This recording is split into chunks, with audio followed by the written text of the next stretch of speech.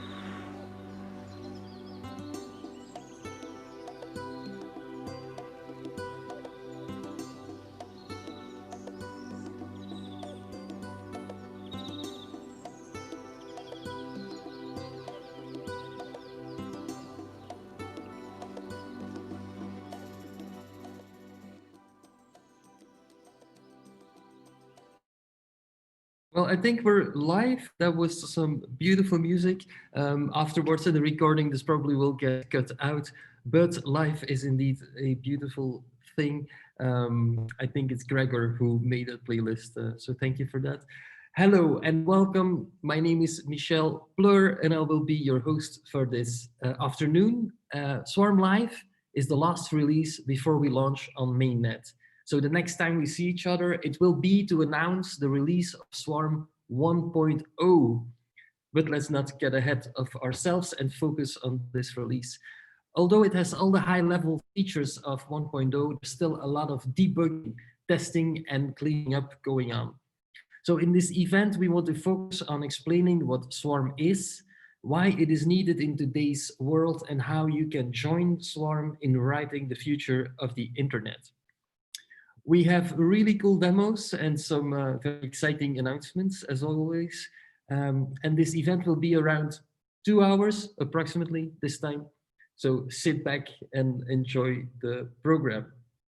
To start things off, we have again a really cool and interesting and inspirational opening talk. Scott Bibin is a creative technologist, an environmental activist, an inventor, and an entrepreneur. He is the co-creator of the Mandelbot HAB, a 3D printer for eco-construction, and co-founder, curator, and director of strategy. Wow. He is the co-founder, curator, and director of strategy at Evil Twin Booking, where he represents a diverse range of speakers such as Chelsea Manning, Boots Riley, Alex Gray, and Glenn Greenwald. In other words, he's representing a lot of my personal heroes. So, without further ado, I would love to present to you Scott Bibin. Scott, are you here?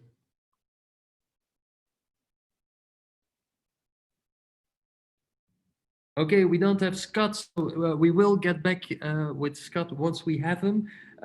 Instead, we will go with our second speaker. Yesterday, I had an amazingly interesting conversation with Victor Tron, and we have made an edit out of that, and we would like to show that to you right now. So, Gasper, please take it away with the recording we made of Victor. So, Victor, the first question I wanted to ask is following. So imagine that it is 2030, like almost like 10 years from now, right? And so I wake up in my bed and I always grab my phone and I start checking my messages and I start, checking, crypto prices and work and if someone edits some documents. And so my question, I guess, would be like, if Swarm and other decentralized technologies really become mainstream, like what would be the biggest difference in my daily use of digital devices and the internet? Well, I would love to say, first of all, your feeling of security and transparency of what's happening. I hope that would change massively. In terms of actual user experience, I mean, you can always say like, some people say we already had everything in the 13th century. What's all this about? Like newer shiny devices and what to what end to make things more and more complex? But here is how the world goes. Technologies which further improves our condition of life, further improves the effort we put into work, and in particular Swarm, to answer the question, probably Swarm will host and empower a lot of basic productivity tools relating to everyday life, all the way from search to marketplaces, which are going to be much smoother and kind of as if a magic wand by a fairy basically matches your desires to people or businesses that execute that. It's basically the time when I envisage the end of advertising as such, where advertising will be much more honest in the sense that advertising is about creating identities, is about me boasting that I'm using this and this platform because it's cool and that makes me cool as well, rather than implicitly thinking that advertising is about choice of functionality in things. It's a matter of taste, which is the only real variable that advertising or branding in any way can influence. So Swarm, you said in the past that Swarm is like BitTorrent on steroids, if I remember correctly. Yes. Okay. Yeah. So, but isn't this then opening up, like, with the iTunes store around, I think 2000, something like that, we basically, the society could rule out like piracy, right? Like, because it became so cheap for people to buy a song that it's not, it's not even, for most people, it's not worth it to go to the Pirate Bay or use a sort of a Napster thing. Is Swarm going to start a new Napsterian revolution where piracy will become profitable? Very good question. Very good question. So indeed, it's kind of a funny outcome.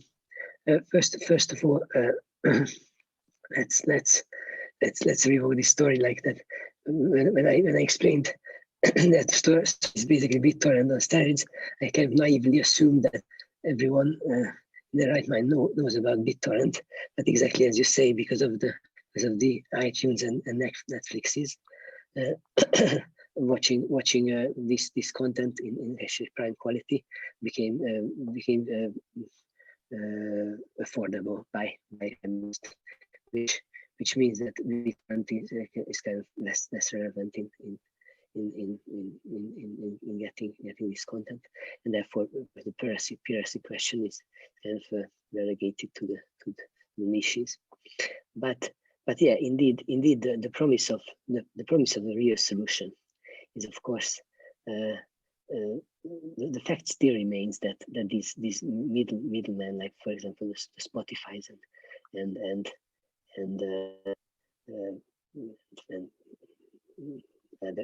other platforms, they charge extremely large amounts for their mediation services, and therefore it creates a big cut for those providing the creative content.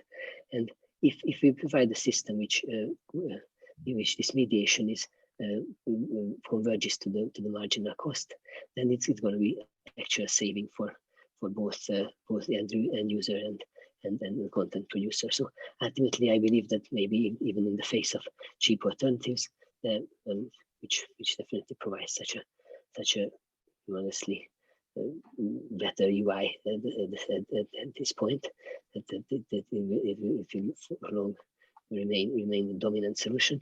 But I think because of the cheaper, the disintermediation of this rent-seeking middle layer is basically going to be ultimately used because it's way more economic and creates a direct relationship between producer and user.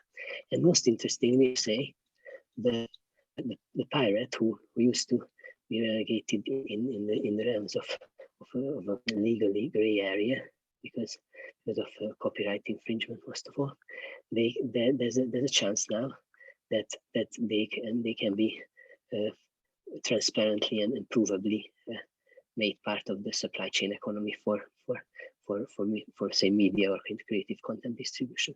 So basically, the pirate can be incentivized to take part in the same economy and play the rewarded role of this content distributor. And if we provide these kind of economic systems which is made possible by having the same underlying infrastructure for storage, content delivery, and contracting. So basically, the blockchain. Mm-hmm. It's possible to come full circle and include all participants in this game. And again, this allows for some extra players to be disintermediated. So, for example, some of the marketing will be made obsolete by this, which again leads to a further reduction of cost in the whole economic subsystem. Yeah. So another thing I'm trying to wrap my head around is so right now in the current economy, you could say that it is the content that sets the price, right? If there's like a piece of music that is, well, maybe not with music, but let's say an artwork, like a painting, like depending on who did it and what is on it, the price will be set. But if I look at Swarm and the incentive model and how I try to understand how it works, it seems like content is not really important, but it is about like the data going through your node. So how is that valued, right? Why will some pieces of content will be more expensive, let's say, or earn you more money than others? Like, can you explain that? Yeah, well, yes and no. It's in a way I can explain. I can put some thoughts on it, but it's less related to Swarm than you think. So first of all, what you alluded to in terms of the data transfer? Yes. So the basic fabric of Swarm is basically data. It's bits floating around. And on this level of providing basic infrastructure, we don't even want to in any way take into account content in the substantive sense of what the content is, only in terms of the number of bytes and the actual bytes. What this means is that let's say the best analogy is the electricity grid, or say the water pipelines, the running water pipelines in urban areas, which kind of is neutral to what substance and what type of water you run through it. It allows for the smooth and efficient transfer of that, and then control of the supply. In that sense, of course, as since Swarm is built on natural incentives, which means that the incentives are taken to exactly where the cost is produced. So directly the bandwidth use of as the messages are passed between nodes are actually accounted locally in a peer local accounting, tit for tat accounting, like who gives what. And your question about how this can be extended to the system where the value is attached to the content. This is a very hard question, because on the one hand, in the digital realm we're talking about content which is replicable. It's not like Picasso's painting, which there's only one of. The moment that the Picasso's painting becomes digital, is the same no matter which digital copy you use, and that all the economics that relate to single non-copyable instances of objects, artwork. It's kind of loses meaning in this realm. The closest you get to this is non-fungible tokens, so basically tokens which represent a unique something. But these have to be either arbitrarily linked or by convention linked to the original object, which means that, for example, you can have an auction site on Swarm, and you can auction with these non-fungible tokens, which are by some standard linked to art objects. However, in this case, the real value of these tokens would be although negotiated and operatively handled through the technology. The values are not given by behaviors of this token, but by the behaviors and the desirability or market demand for the art objects that they relate to, or so you would think. That's actually very interesting middle cases. But so in general, I think that this kind of object, like unique object values, they might be represented on crypto and digital systems, but their price setting mechanism is not related to this distribution mechanism. On the other hand, let's talk about general, like for example, content which makes sense in digitally, like for example, a song. If you believe that there's genuine value in listening to a song, even if you're not listening to one particular performance of that by a particular band. So let's say we produce digital recordings of our music. How is that? How does that get the value? Because your question still applies to this kind of scenarios, which we still I would imagine they would be differently priced or differently valued. At least, my composition is certainly never going to be as valuable as a Madonna song, and in some sense. And the answer to this is that it's difficult to imagine that somehow the price setting mechanism is following the ease, or the is kind of relates to scarcity, because since copying that digital content or media, or actually listening to it twice, even without copying, because just you might listen to from some Swarm repository of like, and stream it directly to your media player, means that you might not even save it to your device. So consuming the same content is actually in any way making that content scarcer. And therefore it's difficult to imagine that you attach value to it through scarcity. So ultimately, I believe that license-based or kind of use-based pricing of this creative content is only justified in terms of the infrastructure cost it causes. So when I download stuff, people for packages towards me, and that should be paid through Swan. But for the content, different monetization models should be invented, which allow different of how content creators are rewarded or even incentivized to produce creative content in the first place. I think copyright or licensing models are eminently inadequate to do this. Maybe a follow-up question on that, and I think it also will explain a little bit technically how the Swarm node works. But if I'm running a Swarm node, how can I make sure there's no like illegal stuff going through my node? I know this has been, this has been a question I remember with IPFS, for instance. I remember when we set up IPFS nodes, where then we said like, yeah, but what if someone, puts like, whatever is illegal in the places where you live, of course, right? So how will I make sure that my node is not keeping like data that is illegal in my country? Okay, so of course there's two answers to this depending on what's your motivation. So if your motivation is to avoid legal recourse or prosecution for potentially doing something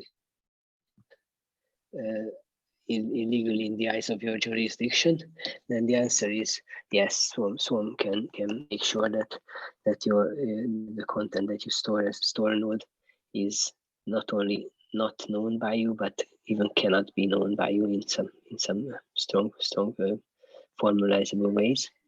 Okay. This approach is in general this question is usually discussed in the context of plausible deniability. Yeah, means that you have. Let's maybe pause a little bit on that, because it's of course a big concept. It means that I can prove that I don't know, or that I cannot know what is happening on my device. You can plausibly deny being a culprit in wrongdoing, and however, we have to acknowledge that plausible deniability in the jurisdiction, in legal context, is not so much a matter of technological solution. If your powers to be have enough resources and make it worthwhile for them to prosecute you, they're probably gonna somehow prove their right. If they have a way to that you can you somehow access material that they deem illegal is probably not so much of a technological question. However, Swarm does this all it can technologically to prevent this circumstance by using encryption by default, doing a chunkwise distribution of load balanced chunkwise distribution of pieces of the document, which means that one particular storage node is very extremely unlikely to have the complete content that's needed. And in fact, we have a even stronger deniability proposition, which is based on the idea of basically XORing different blocks, which basically means that if you have a piece of content that is needed to reconstruct some questionable material, then the very same piece of content can also be used for reconstructing or assembling or uncontroversial, undebated content, which means this is the technologically the strongest possible ability. Actually construct a counterexample your data being used in uncontroversial content recovery.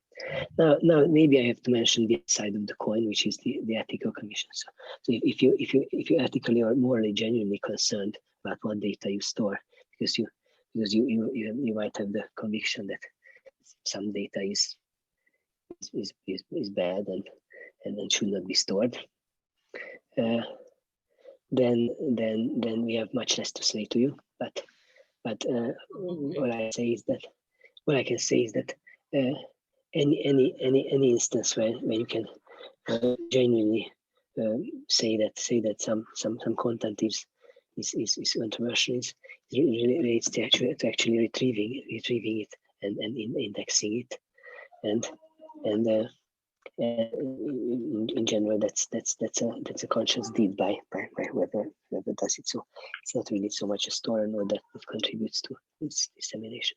And in the larger scheme of things, I think that in terms of the social impact, which one I think it's extremely important that base layer infrastructure should be value neutral. And this is because any outright measure of censorship which we might support from the beginning will almost like by natural law going to be over applied, and it always leads to an unwanted or suboptimal censorship and restrictions. And this might sound controversial to some, but just don't forget that in the world there's awful lot more orders of magnitude more problems with stemming from a breach of freedom of speech rather than any harm coming from content being there which someone thinks shouldn't be there. So, Victor, as always, I want to thank you for these wonderful insights. And I think we touched on really interesting topics. And I would love to continue the conversation, but we will definitely do that once Corona is over and we all have been vaccinated, I guess. So, yeah, Victor, thank you so much. I hope to see you very soon. Thank you for the opportunity, Michelle. It was lovely to talk to you. Thank you. So yes, thank you, Victor and Michelle from the past. Our next speaker was actually the previous speaker, but he had some technical problems. So let's try this again. He is a creative technologist, an environmental activist, inventor and entrepreneur. He is also the co-creator of the Mandelbot HAB, a 3D printer for eco-construction.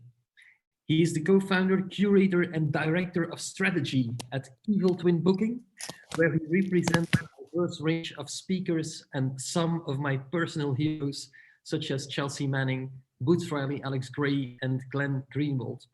Dear friends, welcome Scott Bybin.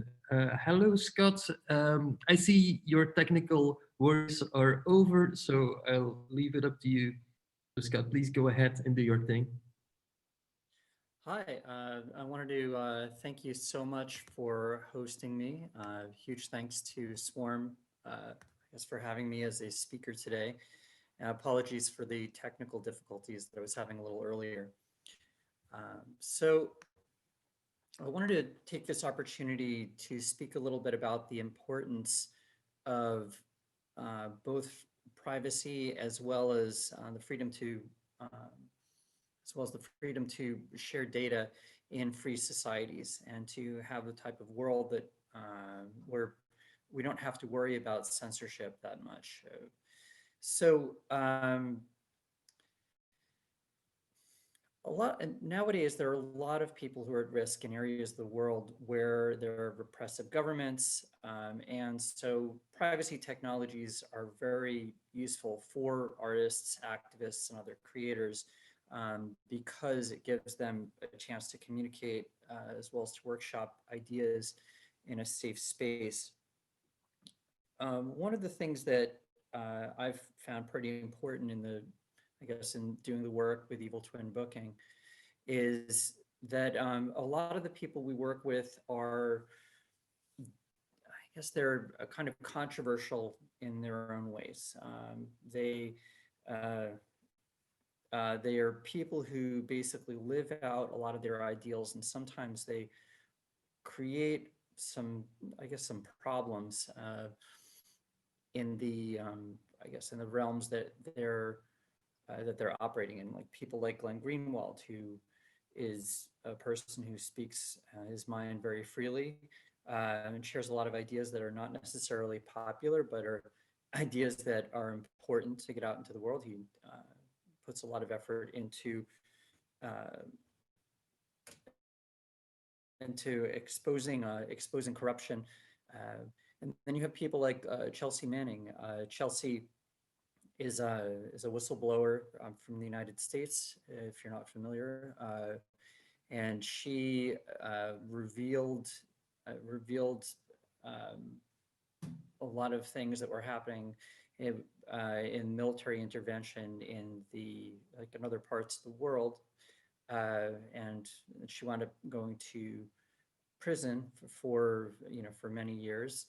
And her sentence was commuted by President Obama, and she came out and started to speak about the importance of freedom in I guess in terms of speech, uh, and uh, and then you have other people that we work with that we try to provide a platform for. People who are artists, like who are working in the realms of like maybe psychedelic culture, people like Alex Gray or Rick Doblin, who are addressing I guess, cognitive liberties that we have in creativity. So this has been very, very important to me for a long time. I'll give you a little bit of background of where I come from. So back I guess in the days when I was in college in the mid 90s, I was on a bunch of different listservs for, I guess you could call them cypherpunk listservs, and was very interested in cryptography as a way for activists to be able to communicate. So I was paying very close attention to some of these different groups, and I was exposed to a whole world of things that I had not previously known about. Things like everything from learning about the Clipper chip, which was a piece of technology that was used for surveillance, to cultural things like Burning Man, and then other things that were just like this entire world opened up to me from using the internet at that point in time. And I was incredibly grateful that I was exposed to so many different things. And while I was being exposed to this stuff, I was also made very aware that this was a very fragile and precious thing. That it was through the efforts of a lot of different people that I could even access this information at the time, which I could learn from. And these are the things that inspired and influenced me through all the things that I would come to do in my life later. So I learned about encryption at that point. I learned about PGP and very early in encryption schema, and this is one of the things that also opened me up to a lot of different people doing research, and both academic and hobbyist researchers who were trying to answer the question as to what privacy even means, and how do we even achieve it? How do we even create communication channels for each other, let alone secure communication channels? How do we answer the question as to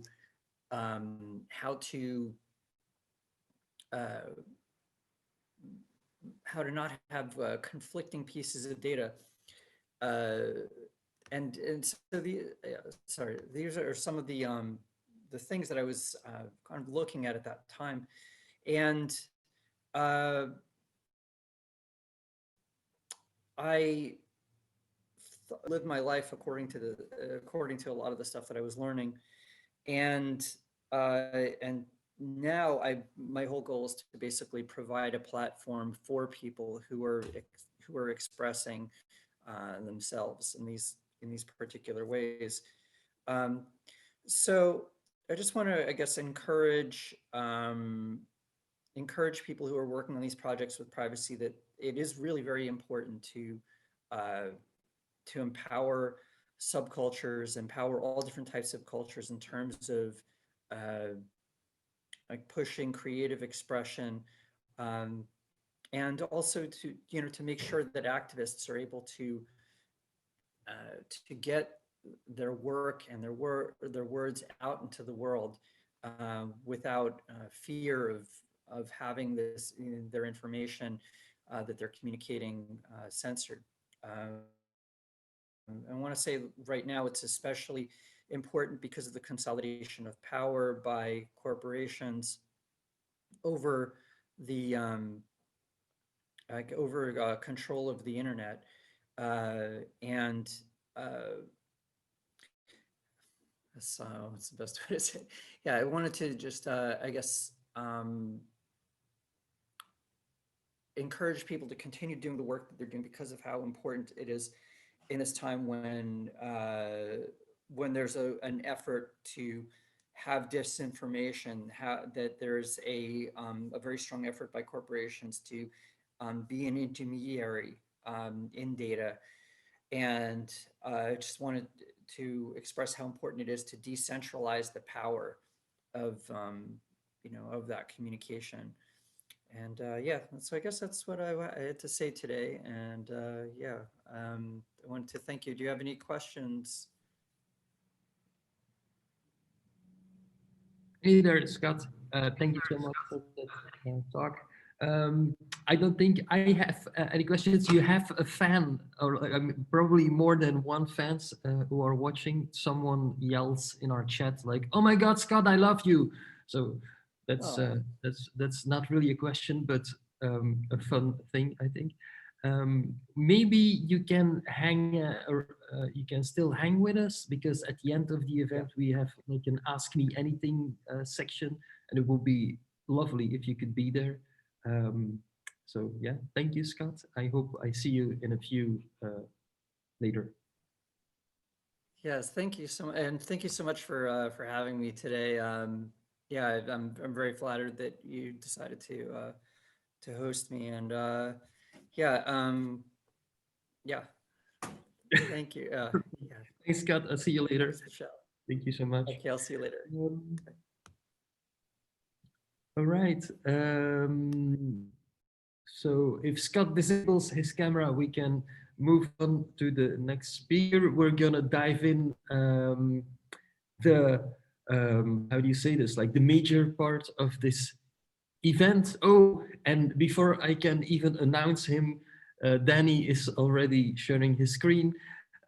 So I'll make this very short. Uh, Danny is one of the founders of Swarm, and I'm so happy that a very technical, brilliant mind like his is going to explain to us what is Swarm in very understandable terms. And I hope my kids will also understand this, because it's really important. So Danny, how are you? Are you here? Hello. There you go. Yeah, So hey Danny, I will just I'm here. Hello, everyone. Thank you so much for the kind introduction. So yes, I'm one of the founders of Swarm with Victor, and currently I'm working on research and specification. So I'm helping developers in implementing all the algorithms that we have envisioned.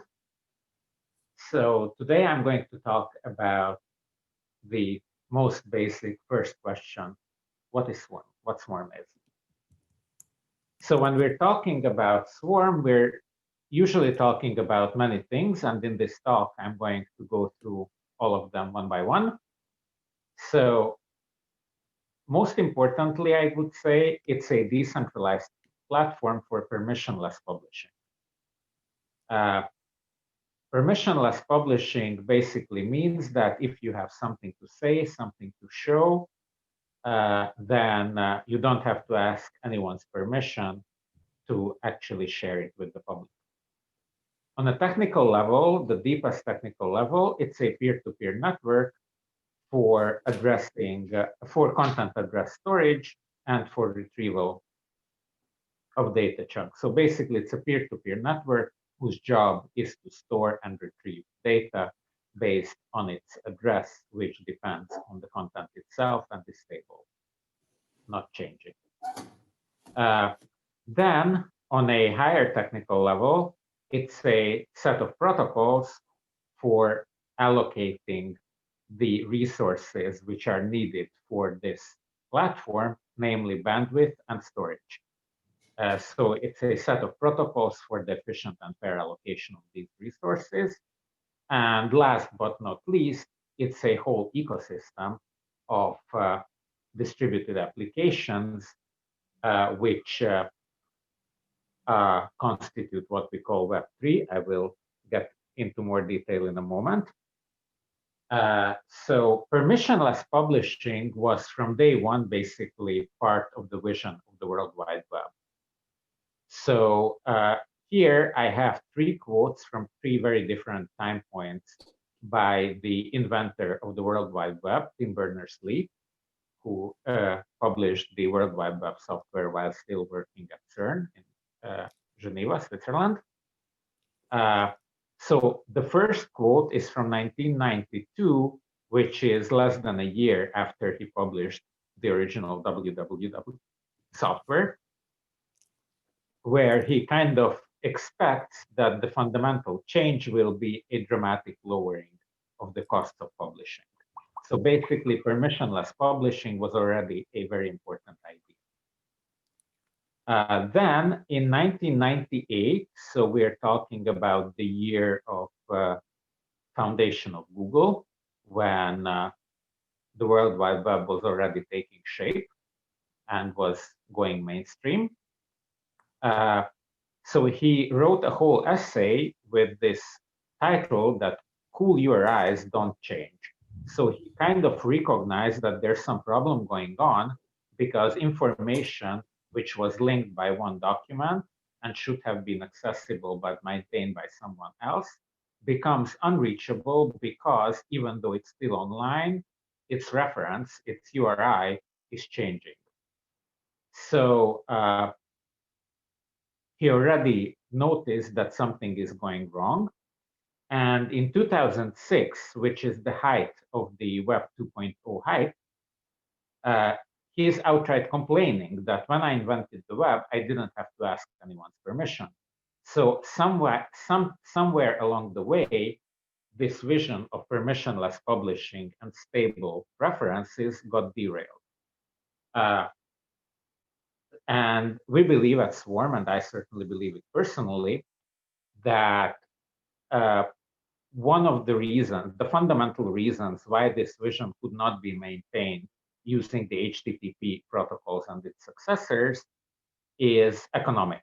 Because in Web 1.0, if you had to publish something, if you had to share some information, you fired up your own web server. And then depending on whether your content was popular or not, one of 2 things happened. If your content was unpopular, then nothing happened, but that's the less interesting case. The more interesting case is when your content got popular or it got linked from some popular website. For example, there was such a term as slashdotting someone, meaning that posting a link at Slashdot, which was a very popular blog at the time. So 2 things happened in rapid succession. First, your internet bills for traffic skyrocketed, and then your web server crashed and your content was no longer available. Because all the costs of publishing were still borne by the publisher. The clients who consume, the consumers of this content, had no way of directly contributing to these dissemination costs. And therefore, we had these problems that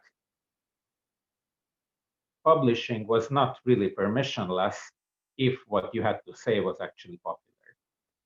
And around the turn of the century, around came Web 2.0, which is just a fancy way of saying big companies with big data centers And they offered kind of a Faustian bargain. So on one hand, they said that, give your content to us. We will put it on our data servers. We can scale up web server together with the demand. So you will not have the problem of your content becoming popular. But in exchange for that, we are going to put ads on it. We're going to decide who gets to see it. We get to decide what is going to be published and what is not going to be published. And in general, they got full control over your content. So basically, in exchange for hosting your content, they asked nothing less than your soul. And in parallel, at the same time, we had the BitTorrent revolution, which was the peer-to-peer revolution. And it was also an economic idea that instead of serving the same content to every downloader, you serve little parts, different parts to each downloader, and then they exchange the different parts between each other, thereby contributing their upstream bandwidth. And this is the idea on which Swarm builds.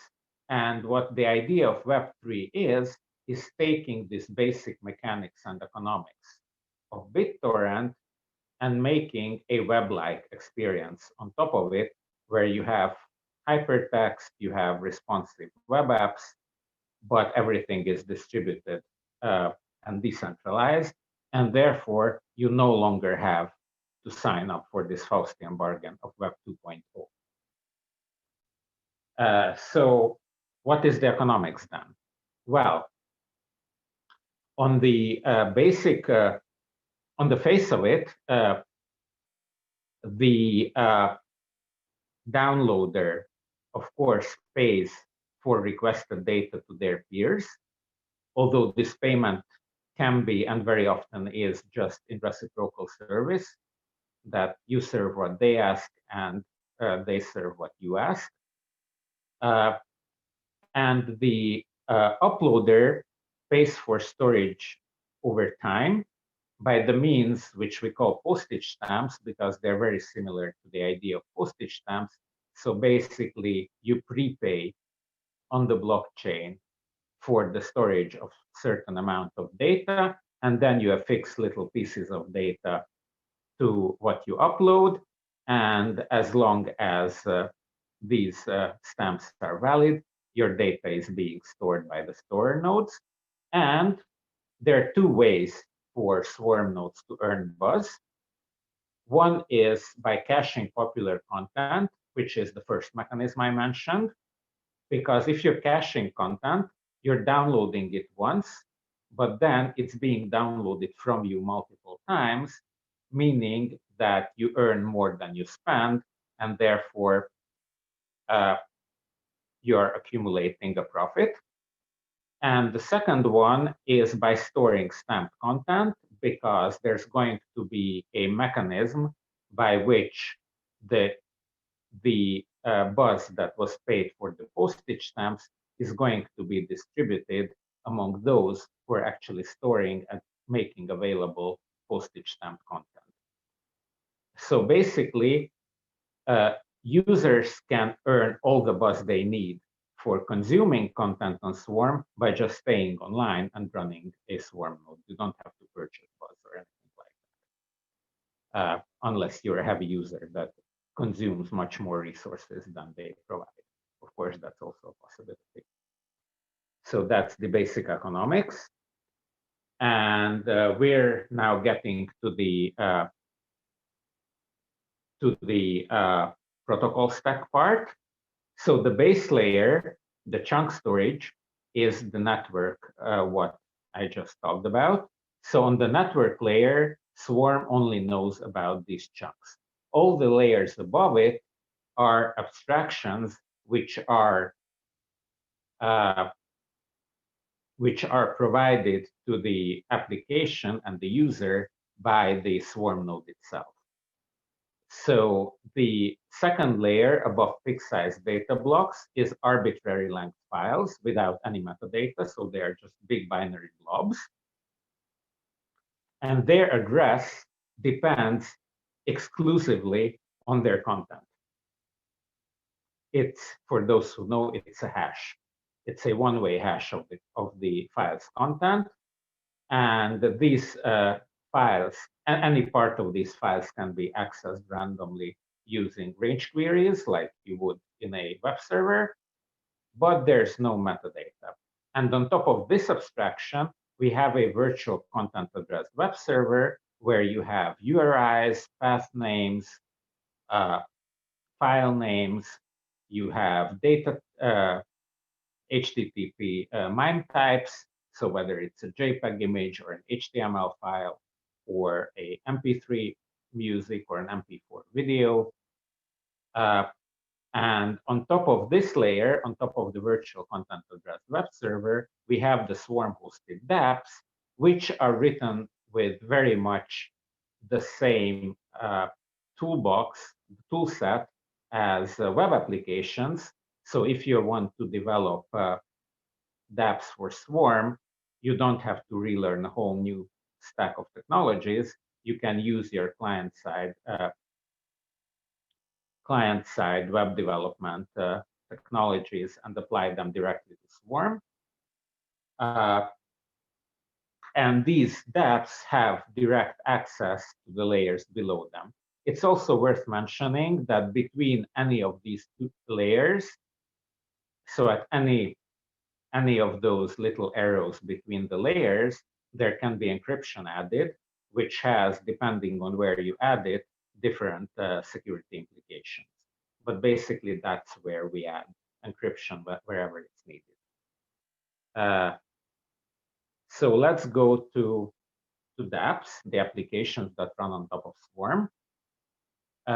So how do you publish an application? So you upload your content to Swarm, you get a root hash from which everything can be accessed, and you register this root hash on the Ethereum blockchain, on ENS, or a similar service of other EVM-based blockchains if Swarm becomes multi-chain, but initially it will be Ethereum. The static and dynamic data that your application uses does not reside on the blockchain because it's very expensive. It resides in Swarm. But the global state changes that every node should be aware of need to go on chain, but it's only the change of a root hash. So these are relatively cheap transactions on the Ethereum chain. And perhaps later, as layer 2 technologies on Ethereum develop, part of them can be moved there as well. Actually, Swarm itself has some rudimentary layer 2 solutions for global state changes, which don't have to be immediately and simultaneously available for everyone. Local state changes that only concern the user's own state of the application. They are stored locally in the browser's local storage, but they can also be backed up on Swarm so that the user can freely move between devices, their computer, their tablet, their mobile phone, and so on.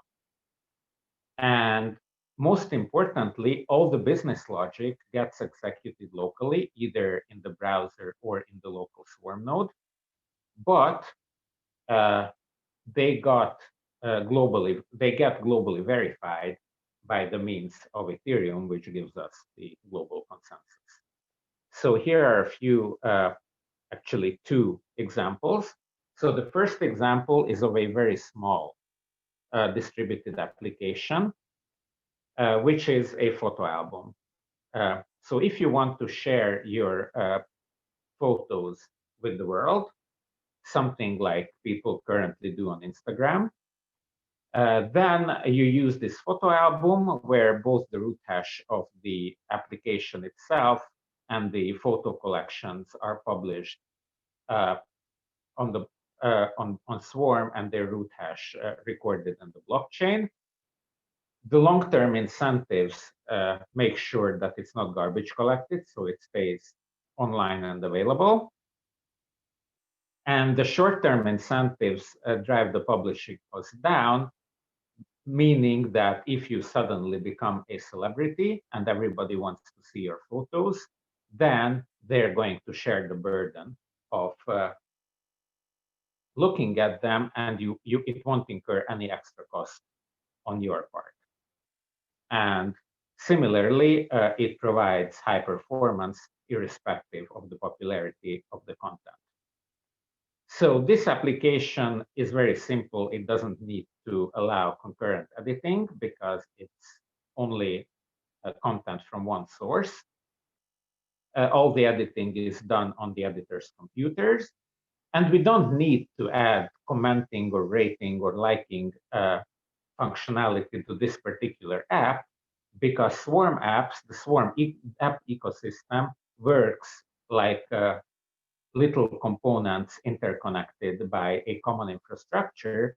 So liking, commenting, and rating is a different app, which allows you to like, comment, or rate any Swarm-hosted content, including the photo album. So it's not part of the photo album, it's a different app, but they can interoperate with each other. So that's one end of the spectrum. At the other end of the spectrum, we have these gigantic data sets. For example, a map, a world map, or a encyclopedia. So currently these things are OpenStreetMap and Wikipedia in the Web 2.0 paradigm. Both of these are centralized services, even though they're nonprofit and open source, they're still centralized. And because of that, they're grappling with a unsolvable problem. They need to decide what's the official truth. So, for example, both Wikipedia and OpenStreetMap need to make up their mind whether a little patch of land in the Danube wetlands belongs to Serbia, belongs to Croatia, or is the independent nation of Liberland. Of course, there's no objective truth. There are different opinions, and different people have different opinions about this. And in case of Swarm, because operations like making a copy and changing just a little part are very cheap, it means that alternative perspectives are not facing the prohibitive cost of copying over and hosting the entire data set, which is why all the clones of Wikipedia are either dying soon or become hopelessly obsolete and useless very quickly. And that's why we only have one Wikipedia with its own version of official truth, its own editing wars and blocking and accusations of bias and so on and so forth. So with Swarm, with a Swarm-hosted dataset, we don't have any of that, because groups or individuals can have their own versions. And even if there are hundreds of thousands of different versions, the user, the end consumer, won't have the problem of choosing between hundreds of thousands, because it's a common observation that on any particular topic, humanity tends to cluster around a few alternatives, let's say at most a dozen. So I just brought up an example when there are three opinions about a particular issue. There might be more, but they're definitely not in the hundreds. They are at most a dozen, I would say, about any particular topic, which means that permissionlessly users will be able to see all the opinions about a particular issue that are relevant enough for somebody to host them on Swarm. And they can use, ratings. They can use, they can look at all of them and make up their own mind. So basically, what they accept as truth, if any, is up to them. And I think that this gives back a very important freedom to consumers of information, and makes navigating the abundance of data and the abundance of information which we have in this information age a lot easier and more transparent. So that's the other end of the spectrum. These are the kind of big Swarm-hosted applications and data sets that we're looking forward to. So thank you. And essentially, the message is that Swarm is also the people who are building it, who are using it, who are benefiting from it. So in a way, we're all Swarm. And if you have any questions, please post them in the Q&A. And in the end of the Q&A section, I will also participate in answering them. So thank you and bye-bye. Thank you so much, Danny. As always, a very clear presentation. Next up, we have Rinke, who is gonna explain to us how the incentives work. Rinke, I know you have been looking forward to giving this presentation a long time. So please go ahead and use this stage to do so. All right, thanks, Michel. Do you see me? Yes, I see your face from really nearby, and you're about to share your screen. Yes, there you go. Yeah. Thank you. There. All right, let me get this presentation correct. And I know that this is black, so I'll remove it. And we go to my first slide. All right, everybody. Yes, Michel, you're right. I have been looking forward to this presentation for quite a while. And my name is Rinke. Some of you might know me, some of you maybe not. I'm the product owner for Swarm, working with the developers team. And also I'm participating in research and mostly into the research of the economic incentives in Swarm. And that's where I will be talking about today.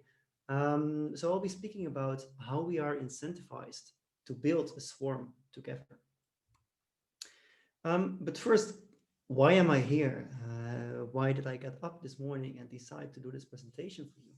Well, it's because I'm having some sort of a vague sense of unease. And that's not only because I'm here standing, talking to my laptop and knowing that maybe 80 people or more are listening to me, but also when I'm generally using the internet, where I built my life for a big part, my social network, my interactions, a lot of things happening on the internet. But when I'm interacting with the internet, I know that the internet has very great promises, but still somewhere it seems we missed the turn. And I think the presentation of Scott earlier highlighted some of those problems. I think he also feels this sense of unease. So a natural question, of course, is to ask, well, how did we arrive here? And I can briefly summarize it. What I think are the reasons. And I think a very important reason is that as humans, we're naturally looking for interaction with other people, right? Online interaction, just as real life interaction is great.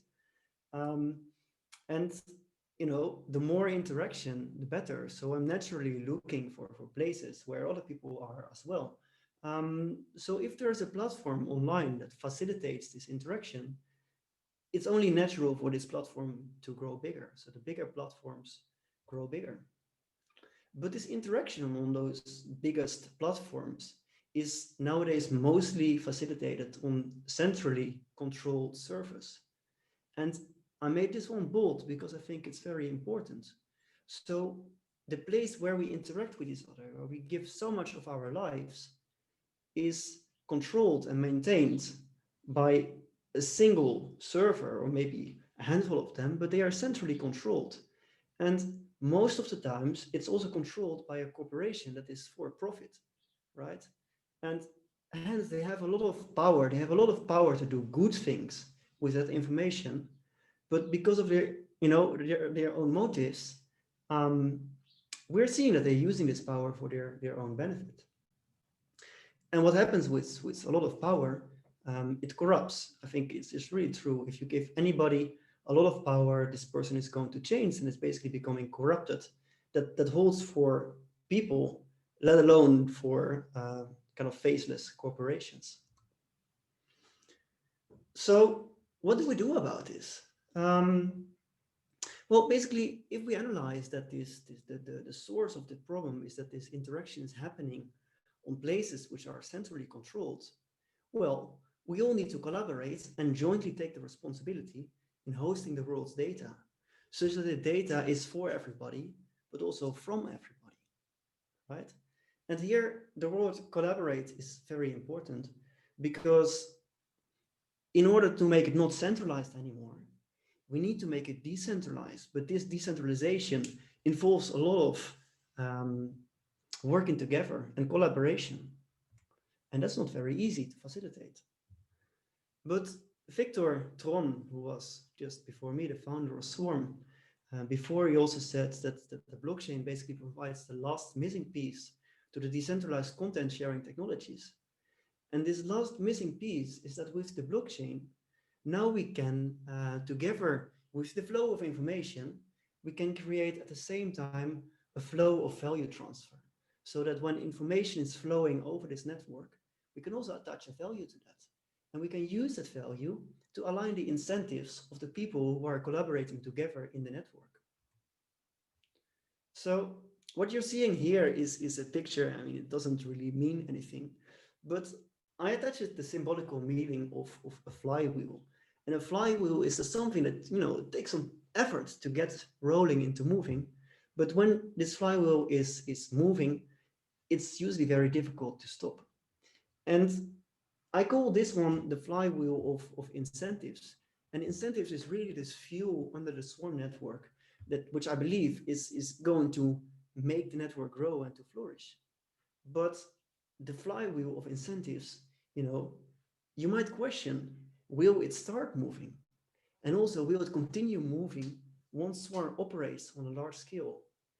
And right now, in the beginning of the Swarm project, when we are about to get live, it's really important to get you on board, with the vision, but also to get you on board in believing that this network is becoming a reality, right? So I'm talking today about the incentives, but the reasons I'm talking about it is because I want to convince you that yes, it will start moving, and yes, it will continue to operate, even if Swarm operates on a large scale needed to host the world's data.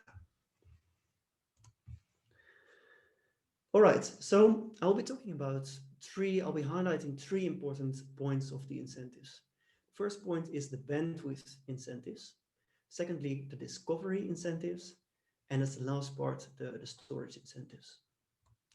So let me start with the bandwidth incentives.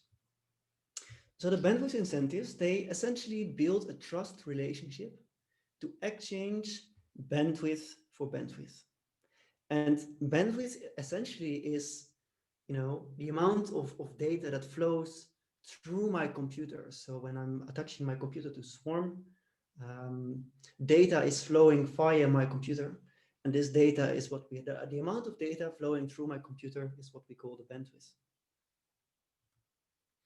So the goal for the bandwidth incentives is that nodes help each other to send messages to and from any node in the network. Let's see here. Oh, my slides are a bit messed up, but it doesn't matter. So what you're seeing here below is we're having a sender and a forwarder and a receiver. And as a sender, I want to send a message, well, to the receiver, obviously. But in this huge network, which maybe consists of maybe 1 million nodes, if Swarm is becoming very successful, I, of course, cannot maintain a direct connection with all those 999 other nodes. Instead, I'm relying on nodes to help me. So these are the forwarders. Right here, we have one forwarder, but maybe we have multiple ones. So I'm sending a message to a receiver, and the forwarder is there to help me, right? So this forwarder, you can imagine that we need to use a part of his bandwidth, right? So the forwarder helps me to send the message to the receiver, and the answer comes back also via the forwarder or forwarders, and I'm getting an answer back. Well, so just sending and receiving messages is great, of course, but how does Swarm use this concept? And essentially, Swarm uses this concept of sending and receiving messages and answers to facilitate upload and download, because that's in the end what's important in a decentralized content sharing network. Right, so in the upload, you can see I substituted the message for a chunk. And a chunk is this canonical piece of data of which all the data in Swarm consists. So if I'm uploading something, I'm sending the chunks to one particular place in the network, and I'm getting back a receipt. And a receipt is basically confirmation that it is being stored. The same for download. Only now I substituted the message with a chunk request, basically a request for a certain chunk containing the hash of the chunk, and sending the chunk request to somebody whom I think might know more about this particular chunk, the forwarder in this case. The forwarder doesn't have the chunk himself. Instead, he forwards this chunk request to somebody else, happens to be the receiver, and the receiver looks, he has the chunk, and he sends back the chunk via the same path as the message originally came as well. So this is how we're using this concept of sending and receiving messages and answers to facilitate upload and download. But you might think, okay, what about incentives here? And actually, it's a very simple method, and there's a real life analogy to it. So I put here on the right, I put the image of a bar. And that's because I believe that the bandwidth incentives for Swarm are actually very similar to how it works in a bar as well. So if we're talking about a local pub, right? I might enter this pub, and the first time I'm entering it, the barman is just fine with me entering, and he keeps a score of how many beers or coffee I'm drinking. And I do the same. So we are both keeping score of my consumption. And at the moment that I'm leaving the bar, the barman asks me to, well, pay for everything I consumed. And because I also kept score of that, most likely will be aligned with what we think. And when I'm leaving, I just pay the barman. So also in the bandwidth incentives. So in the bandwidth incentives, if we're having here the sender and the forwarder, if the sender sends a chunk request to the forwarder and the forwarder sends a chunk back, they're just both keeping score of the bandwidth consumed and provided. Yeah.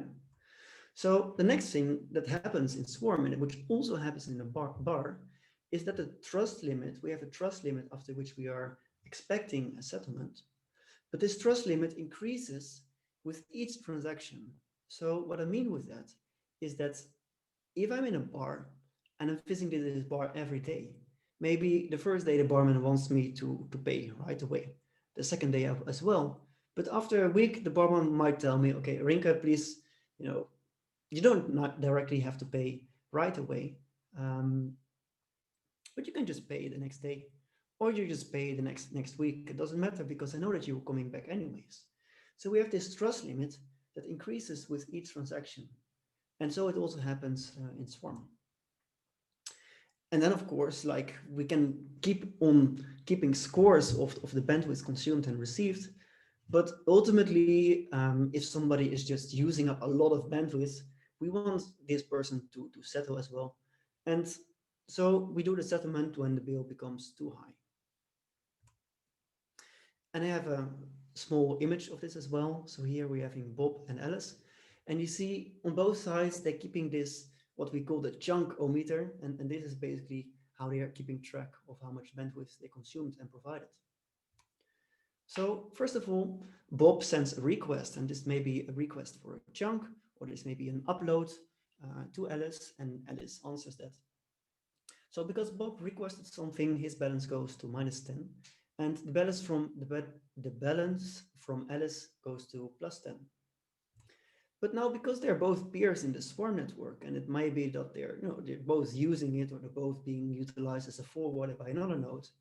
At one point, Alice right now is requesting something from Bob, and Bob answers. So their balance is back at the beginning again, because they are exchanging bandwidth for bandwidth here. But now Bob is requesting again something, and Alice answers it. So the balances are again at -10 and +10. And Bob requests again. And again, maybe Bob right now is downloading Star Wars or some other very big file. And now they reach this trust limit. And Bob sends a settlement to Alice. So it might be important to note here that Bob doesn't need to send this settlement to Alice. But it's in Bob's interest to send this settlement, because if Bob doesn't send the settlement at the moment that they reach the trust limit, Alice will just disconnect from Bob. And yes, Alice will have a little bit of loss from that particular transaction, but it's in the end, it's not so much. And remember that this trust limit increases by time. So in the beginning, if Bob is just a new peer, this trust limit or loss is pretty low. So Bob sends the settlement and we are back at square one. Now you might think, okay, how does this settlement work? Well, for the settlement, we're using the Swarm checkbook, and the Swarm checkbook is essentially the same as like a real life checkbook. But of course, we're doing it online, we're doing it on the blockchain. So for the blockchain checkbook to work, which is a smart contract, the first thing that you need to do is to deposit money in this checkbook. As with a real checkbook, you would deposit money in your bank account.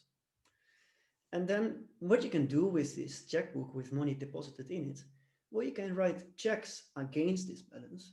And the act of writing checks is basically what consists of a settlement. So if Bob sends a settlement transaction to Alice, basically what Bob does, he writes a check. And what can Alice do with this check? Well, just as with a real life check, he can cash it. So Alice can present this check to the blockchain, and the blockchain, because it's an autonomous smart contract, will look at the face value of the check, verify the signature, and will check if there's COS balance in the smart contract. And if that's all true, then the money will just be paid out. All right, so the bandwidth incentive, I hope you understand the sentence now, is to build trust relationships to exchange bandwidth for bandwidth. And we have seen that that is what's happening. Then about the discovery incentives. And the discovery incentives, the sentence here is to opportunistically, but without a cost. And the goals, or the goal of the discovery incentives is, discovery means to discover new nodes. And that's so important because we are building this network, and without nodes being connected to each other, we cannot build a network. So it's important that if new nodes join the network, that they are quickly connected to other nodes. And also that existing nodes continuously maintain a healthy connectivity. So existing nodes all the time need to hear about other nodes joining. And you actually find out that these are two sides of the same coin, because it just basically means if new nodes join, we want them to connect, or if something changes, if new nodes disappear or whatever, we want nodes continuously to maintain a healthy connectivity. And this is the image in the rest of my slides. Yellow is the node I'm talking about. Blue is its connections, and gray are just nodes which are in the Swarm network, but maybe not a direct connection. So in Swarm, what happens? There's a continuous chatter going on of nodes telling themselves or telling each other what is their connectivity level. So how well am I connected to other nodes? And based on that information, the other peers, so maybe the blue peers here, because Alice says I'm having a connectivity level of 4 in this case. If a blue node knows that Alice connectivity level is 4, and maybe a blue node also knows about another node that might improve the connectivity of Alice, they will just continuously chatter, and this particular blue node is going to proactively suggest to Alice that the peer's connectivity level would increase with a certain connection. Yeah, so we're having here Bob and 2 connections. So Bob connectivity level is 2, and Carol is joining the network, and Carol is connected to Alice, but not yet to Bob. Well, Alice knows that if Bob would be connected to Carol, Bob's connectivity level will be 3. So what does Alice do? Alice sends a message to Bob, telling Bob, hey Bob, have you already met Carol? And Bob, of course, doesn't know Carol yet. So with that information, Bob sends the message to Carol, and Carol is now a connection of Bob, and you see that the connectivity level of Bob has risen to 3. So what about the incentives here as well? So here it's actually interesting, because whereas in the bandwidth incentives we use this explicit incentive of keeping accounting and doing settlement, it's not really needed here, because in this instance actually it's in the interest of all nodes to have a well-connected swarm. So here, not only is it in the interest of Bob to be connected to Carol, it's also in the interest of Carol to be connected to Bob. It's even in the interest of Alice that Carol is connected to Bob, because maybe next time Bob is going to disappear, but Carol maybe built up a good connectivity because Bob gave some information to Carol. So it's actually really in the interest of all the nodes that everybody is well connected, because that's what makes the network resilient. Yeah, so there's no direct incentives needed to align the individually optimal behavior with the globally optimal. And you might wonder, like, why did I talk about this? Because there's no incentive here. Actually, I think there is, but we call it an indirect incentives. And in Swarm, there are actually many cases where there is an occurrence of an indirect incentive. And I think it's still very important to highlight this particular example, because it shows that with just a couple of direct incentives being spread in a network in the source code at the good places, we actually can truly incentivize collaboration. All right, so the discovery incentives, I hope you understand right now, is opportunistically without cost. Then about the storage incentives. The storage incentives is basically the permissionless gatekeeper to Swarm, which ensures that store nodes are fairly compensated. Well, what does it mean? First, about the goals. The goals of the storage incentives are twofold, and truly twofold in this case. So the first goal is that the storage incentives needs to ensure that the right to Swarm is optimally allocated. And I'll come later into what exactly that means. And the second goal is to compensate nodes for storing chunks. And we're using two methods for these, and I will explain them shortly. For the first goal, we're using the postage stamp system, and having the postage stamp system, we can create a storage lottery that fulfills the second goal. All right, so the postage stamp system, I said the goal here is to ensure that the right to Swarm is optimally allocated. And to understand this goal, you take a small step back and figure out what is Swarm, because basically what we're building is a huge decentralized immutable store of junk, which can be compared with a hard drive. But this hard drive is not hosted on one computer, but basically we're all hosting this virtual hard drive on all our machines, and we are collaborating together. And just with the real hard drive in the distributed immutable store of chunks, we're having limited capacity, right? But Swarm is permissionless, so it basically means that everybody can write to it. I don't need to ask permission. So what's the problem with the permissionless hard drive? And I was talking to Michelle the other day, and she has kids, and she also has a hard drive. And her kids maybe wants to upload videos or games to this hard drive, whereas Michelle just wants to upload, I don't know, a lot of data from her Swarm node to this hard drive, right? So having this one hard drive shared by many people creates the question of, like, who is allowed to write to Swarm? But this question is almost like is clashing with the permissionless nature of Swarm. So how do we ensure that the right to write to Swarm is optimally allocated while still being permissionless, right? And I put here declaration of independence. And I put it there because, somebody might want to put this declaration of independence on Swarm. I also put a selfie of myself in this case, because I also want to put this selfie on Swarm. But maybe some anonymous internet user comes around, and this anonymous internet user wants to upload Star Wars, right? So this is basically the question. We need to make a decision of what is being uploaded to Swarm. Well, actually, the solution is very simple. Because we can just attach a cost to the upload, and we can instruct the nodes, and it's in the incentive of the nodes to do so, to basically preserve the highest valued content. Because if those nodes care about the health of Swarm, which we assume they do for the time being, they know that this is, a credible commitment of the person who uploads it. That is like, we can take it as, how much do I value if this content is in Swarm, right? This is a credible commitment. All right, so that is the postage stamp system. And how nice would it be if we could use this money paid in to compensate the nodes for storing these chunks? And this is essentially what the storage lottery does.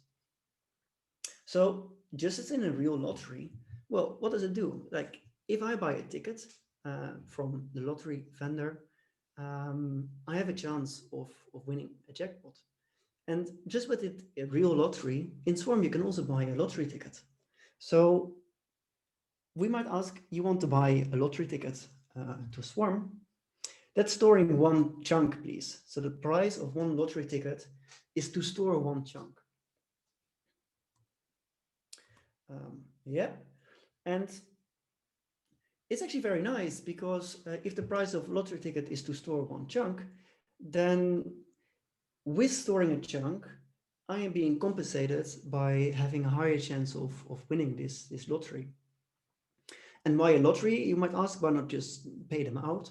Well, it's because this lottery has this nice property that we don't need to do a lot of interaction. So payouts, as you know, in digital realm are expensive. But with a lottery, basically, we only need to do one payout. And because maybe 1,000 people have the chance of winning the lottery, actually this one chance of the jackpot kind of pays out all the 1,000 nodes. Yeah, so this is the permissionless gatekeeper to Swarm. His name is Storage Incentives, and he is the permissionless gatekeeper to Swarm, as we have seen in the postage stamp system. And he is also there to ensure that the store nodes are fairly compensated. And this is the storage lottery scheme, which I talked about really briefly. So may you upload worthy content and have the fortunes on your side, he might say. So that is the storage incentives, and as we've seen, the permissionless gatekeeper to Swarm, which ensures that store nodes are fairly compensated. So to sum up, I spoke about the bandwidth, which build trust relationship to exchange bandwidth for bandwidth, discovery opportunistically without cost, and storage, the permissionless gatekeeper to Swarm, which ensures that the store nodes are fairly compensated. So the flywheel of incentives is ready to start moving. And I think it might start moving sooner than you might expect right now. So this is how we are incentivized to build a Swarm together. And I thank you for your attention. You can reach out to me if you have more questions. And yeah, have a good day. Well, thank you so much, Rinke, for that presentation. As always, it was very clear, and I think my kids understand it now because the audience does not know this, but Rinke actually practiced or rehearsed by giving this presentation to my children. And we thought, like, if they understand it, like, the audience will understand it, right? So they definitely, got it because they're very excited to start running their own B nodes to make money with it. So thank you, Rinke. See you later in the AMA. So 2 things, housekeeping messages. The first one is if you have any questions, we already have like tons of questions in the Q&A, this Zoom call. You can ask all your questions there. And if you want to join our lounge, we have sort of a lounge on Telegram, which is called Swarm Orange Lounge, where like-minded people like to discuss and make jokes about decentralized storage. Just scan this QR code. It will give you a URL to join the group, right? You can also ask all your questions there. We will be reading from both the Zoom Q&A and the Telegram group to answer the questions. Next up in this wonderful event, we have Janos, who is the, how do you say this, like the dev lead on the Swarm B client. And Janos is going to talk about everything that's new and polished, etc. in the B client. So Janos, please take it away. Hello, thanks, Michelle. As Michelle announced me, I am Janos, and I will be talking about what the Swarm core team was doing in the past 2 months since the last release 0.3 of the B client. As you may already know, B is the second Swarm client implementation written in the Go programming language. And the release 2 months ago was full packed of features, most importantly the bandwidth incentives that are enabled by default. We released PSS, which is a zero-leak messaging built on top of Swarm, and also we enabled support for Clef, which is an external signer at that release. So a lot of stuff was done there, and I think that that it was time to improve the code base and reiterate on what we made, so that it can be even better. And this is what we did with the release that we made tagged today. This is 0.4 release. You can download it with on the GitHub page. So B is of course the open source project, and in this regards, we try to make code as maintainable as possible. We did add some new features to the 0.4 release. We addressed some performance and fixed some bugs. So documentation is also updated a bit for better understandings of what we are doing. So as I said, open source projects are there for other people to use them, not as in binary format, but to use the code and to build upon them, or upon the code, or with the code, something new. So we are trying to make this code maintainable first for our own team, but also for others. And we addressed some code organizational problems within the retrieval protocol, pulsing protocol, and pinning especially. Basically, you can reuse the code, import packages in your own projects, and so on, and experiment a bit easier without getting into much details there. You can check out our GitHub repository. Besides that, we did add some features to this release, and the most important one is PSS mailboxing. And what it does, so when someone sends you a message over Swarm, it may be possible that your node is not online and you may miss that message. So mailboxing makes sure that you eventually get that message. This is done by pull syncing protocol. So when your node comes up and your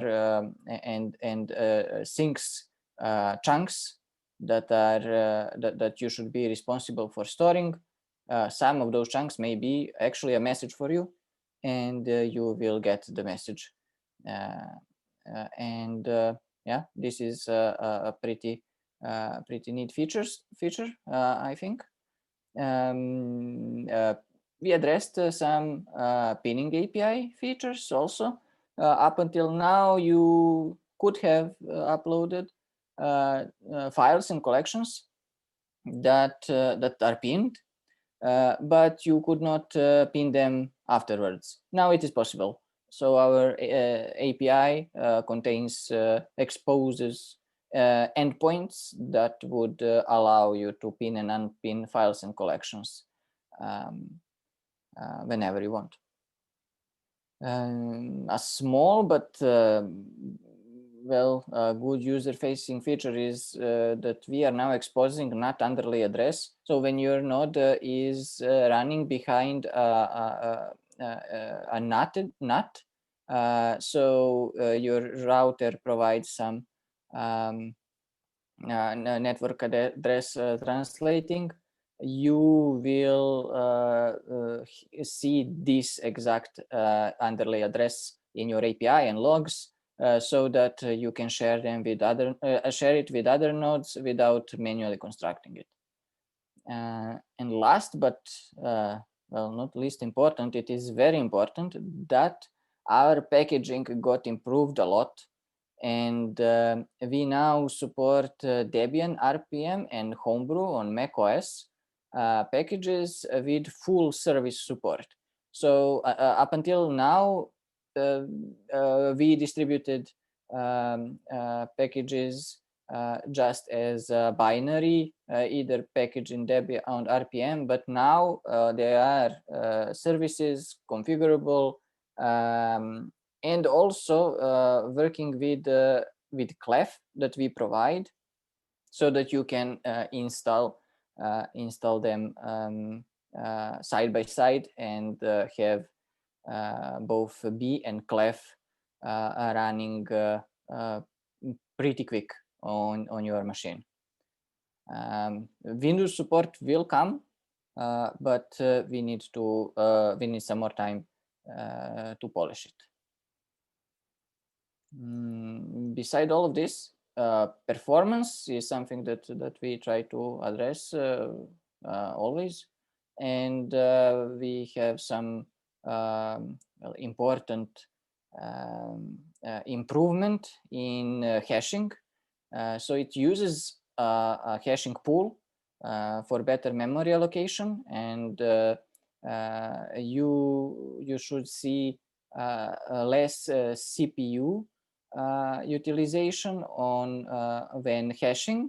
This means when you upload and download files, when you hash chunks, which is pretty much that Swarm is doing all the time, and when it is used. So it is pretty important, and this is actually the pool that we implemented, at least in our representation. So bugs, when we write code, bugs are inevitable, and this one is, I think, a good representation of the first one. I tried to find a good looking one, as we had a data inconsistency problem in a very rare edge case, but it is important to be fixed. So our syncing and garbage collection was, they were creating a data consistency issue that we fixed, and you should actually update your B node to the 0.4 release in regards to this fix. Swap protocol improvements here and there, some polishing that was quite nice for some other edge cases, and correct cancellation in protocols. This could also be in the performance, because now a node would better handle other peers that are not behaving so well within the protocols, and it is acting faster on such events. Again, edge cases, but pretty possible in real world scenarios. So we actually polished that. So documentation, we are trying to keep up with the documentation as the ongoing process, but this time we prioritized it a bit, both for growing our own team, for new team members to be able to jump in solving problems faster, and also for the community. So we are using the standard Go documentation, auto-generated. Feel free to browse it and see what is there. And this was all about the bee, but bee is not the only project in the Swarm ecosystem. Far from it. One of these components is the beekeeper, and beekeeper is as you would, if you that you would imagine, is orchestrating bees. So we are using beekeeper for integration testing on our Kubernetes cluster. For those who may not know, Kubernetes is a very popular software to orchestrate containers, Linux containers. And we are running our bees in Linux containers, managed by Kubernetes. And now Kubernetes is able to directly orchestrate bees using Kubernetes. So earlier that was done with Helm, but now we are making this native to Beekeeper in order to get better, more freedom, better features for starting, stopping bees, simulating poor network connections, and so on. So it is the first step, and next we will have fully dynamic node testing. As this chart shows, the orange pointer here is actually Beekeeper communicating with Kubernetes directly. And as I said, the ecosystem is the main goal of the Swarm, and we are trying to expand and attract other communities to contribute and use Swarm. So B is the base layer, and we are streamlining it to facilitate adoption, and maybe eventually to remove features from it. Well, to act as, for example, the router in your home that you just plug it in and you don't worry too much about it. You have to configure it, but later you just you just use your computer, your browser, your applications, and don't think about the router until something is not working. But because of that that abstraction, we created a new JavaScript team. So it is ongoing effort for higher level implementations of Swarm concepts that would be outside of the B, like feeds or ACL, and probably to pull out some of the high level concepts from B to new implementations that would that may be more attractable to browser and JavaScript developers. After me, I suppose that Attila will present the roadmap, and I am pretty excited to see how this will affect the whole ecosystem, and also to be improved and and to work better. So back to you, Michel. Well, thank you so much, Janos, as always. If people want to reach out to you, they can do it over Mattermost, I think. Yeah, I'm there on Swarm Mattermost. Yeah. Awesome. Janos, thank you so much for your presentation. And as Janos mentioned, there is a very new team being born. Oh God, you spoiled it. But yes, there is a team being born in Swarm. And as you can see already on your screen, this is Attila, who is part of this team and one of the founders. It is the Swarm.js team. And as Attila and I had this conversation before, of course, I think they're trying to do something that is nearly impossible. So I let Attila explain how he will do that. Attila, go ahead. Thank you, Michel. Let me share my screen. All right. So hello, everyone. I'm Attila, and I will talk about the new JavaScript team that Janos mentioned. So why do we have this team? So as you heard in the previous presentation, B is going to a linear direction, more closely to being a router for distributed applications. But one of the goals of Swarm was and is to make decentralized applications possible. And basically our goal in the JavaScript team is to make the decentralized applications Swarm possible and also easy. And let me tell you about my personal story. So 3 years ago, I started working on a decentralized social app. And I found IPFS and I also found Swarm.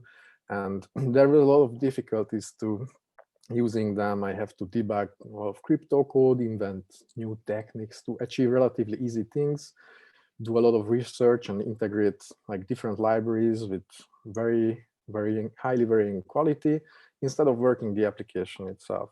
So now I'm very happy that there is a dedicated team in Swarm that is going to work on making this possible and easy. And this is, I'm happy to join this team. And it's very challenging, but it's very exciting as well. So in this presentation, I will talk about how we are going to do this. First of all, I would like to introduce the team. It's Victor, Wojtek, and myself right now, but we also are talking to other people at the moment that we are growing this team.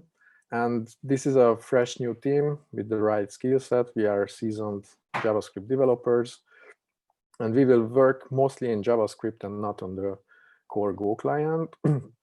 So we will dedicate our time to make this happen. And I would like to share a roadmap that will take us to this goal. And basically, I put this roadmap in 4 parts.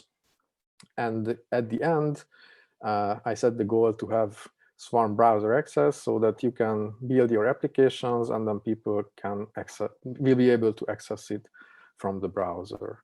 And I would like to take you through the steps, how you are going to do this. And also I would like to talk a bit about our methodology, how we are planning to get there.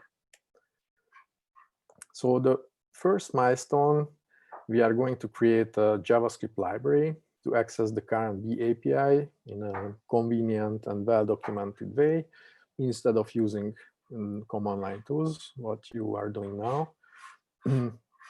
And I chose to explain this as the analogy of building a house. This milestone is akin like building a solid foundation first. So this is not something very exciting.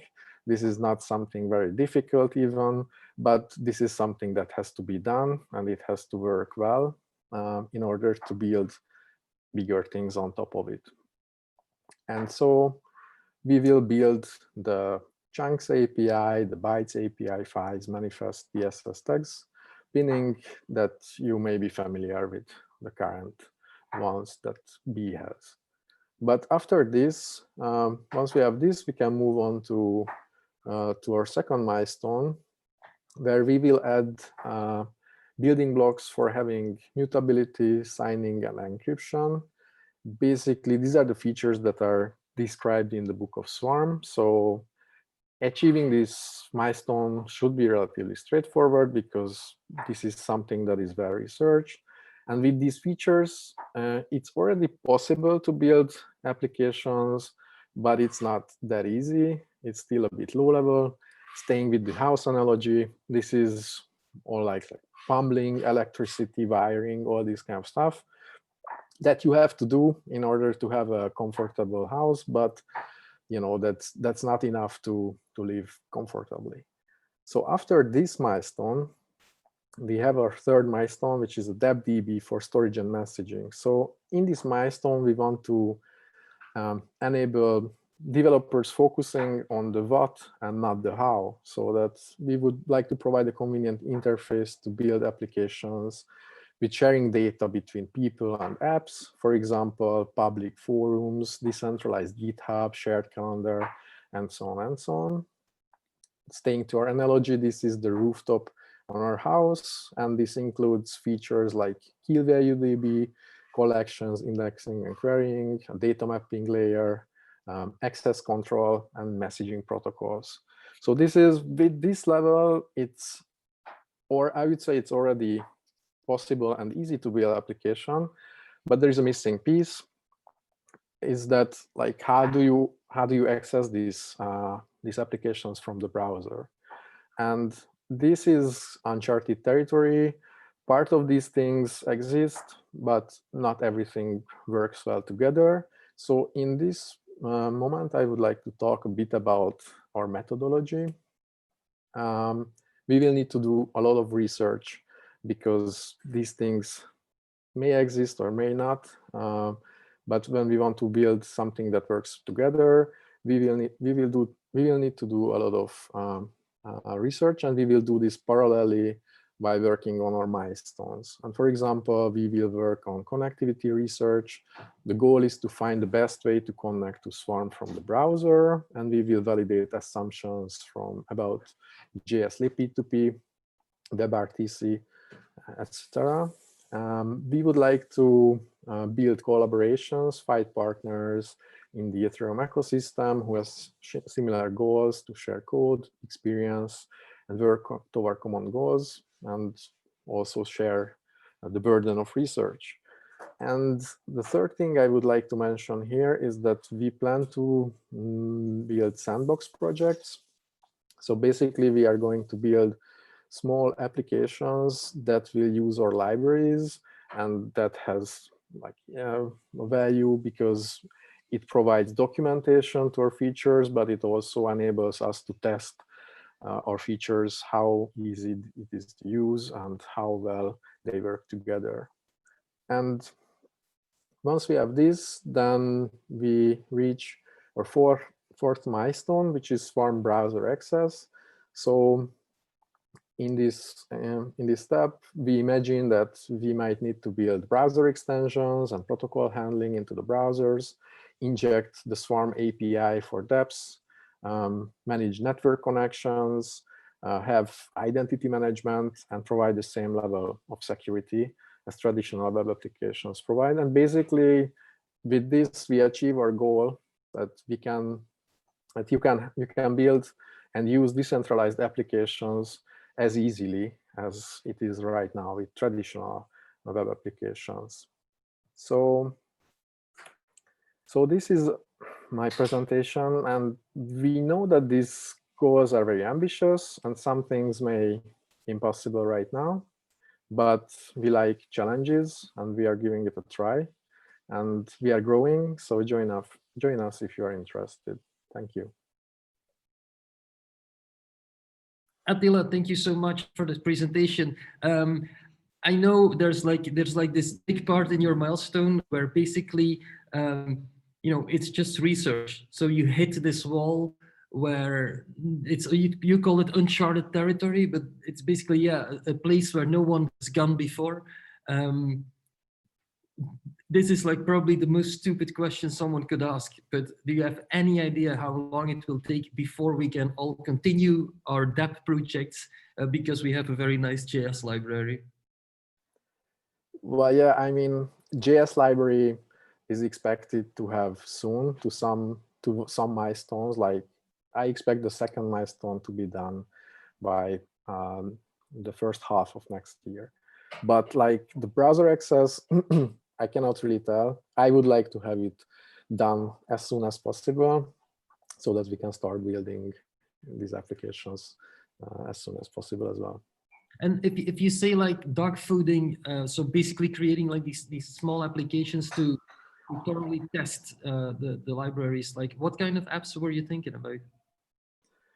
Well, first of all, we have some idea about building a dashboard to see the health of your Swarm or B node, and also add the functionality so that you can upload files easily, you can track how many files you have and all these kind of things. But there are some advanced features that we might think of something more special. For example, there will be a demo which presents the PSS functionality of Swarm, something like that. So. Okay, awesome. I'm gonna continue the event before you spoil the next presentations because one of the coolest things I have seen recently. Thank you, Attila. You can disable your camera, please. So one of the coolest things I have seen in the last weeks, I think, is the following presentation. So how shall I announce the next speaker? To start off, I have to say the next section will be all about demos. You will see, code and applications running. So this is going to be the fun part. The next speaker is a good friend of mine, and he has done an amazing job with his project, or like with his organization even. And he's going to show some amazing stuff. So Eduardo, Edu, are you here? Hi, Michel. Can you hear me? So Edu, I'm so happy to see you and to see that we are wearing the same color of sweater. So without further ado, I've been looking forward to your presentation so much. So please go ahead and kick it off. Thank you, Michel. Let's share my screen. Okay, 1 second. This one. Okay. Well, hello everyone. My name is Eduardo Antuña, and I am the project lead of DAppNode. Well, first of all, thank you to the Swarm team to having me here today. It's a big pleasure to be part of this live event. I am really excited about all these things that are happening today and the coming months around Swarm, and it's a big pleasure to be part of that. Today, I would like to show how to run a node on DAppNode, why you should do it, and why DAppNode is the easy and the secure way to do it. So let's start by talking about our current model a little, what is happening and what we want to solve. And the thing is, right now in internet models, users are using free applications, or they believe that they are free applications, but we know that that's not the truth. The developers, the companies are selling these data that are gathering from the users to advertisers, data brokers, or insurers, or other people, just to create a business model on top of this. And they are also giving this money to the cloud providers. So at the end, they have created a business model on top of our data. The thing is, we believe this model is broken since all the value is in one side of the equations. So that means that at the end, the user are the real product of all of this. We have heard this or read this news in several media recently, and this is happening every day. We can read that Apple contractor regularly hears confidential details on serial recordings, worker has heard drug deals, medical details, and people having sex. The thing is, we don't think that this is right. I mean, maybe it could be fun at some point, but what happens if you are homosexual in a country that it's illegal? They can report you to the authorities, and at the end, this data that we are giving for free is giving them all the power. We also see how, for example, Cambridge Analytica use this power of data to influence in the election, or how the governments are using this power. At the end, we need to realize that data nowadays is a weapon, and this weapon is used by governments to manipulate people, and the people are giving this weapon to the governments without even know about that. So we need to fix this situation. We need to create a fair wall around this data. So that is why we start to develop Web3. We believe that with this new Web3, we can solve some of the past issues. But what is happening in reality? The thing is, people are starting to using these cool dApps, but we are committing the same mistakes that previously. The thing is, if when you access to, for example, this cool dApp, you go to the Google public DNS to get the IP of the service of Amazon services hosting this website. And to interact with this website, it's probably that you are using MetaMask connected to Infura. So at the end, we are just doing the same that before. We are using centralized service providers to access to this content. But what that means in reality? I don't know if you are aware of that, but when you are using MetaMask to connect to your accounts through Infura, maybe they can get all your accounts, since you are always querying the same accounts, and even they can know where are you based and if you are moving around, because at the end we are using always the same accounts, and now with these blockchains, these accounts have all your balance. So at the end, we are again losing privacy because we are using these centralized providers.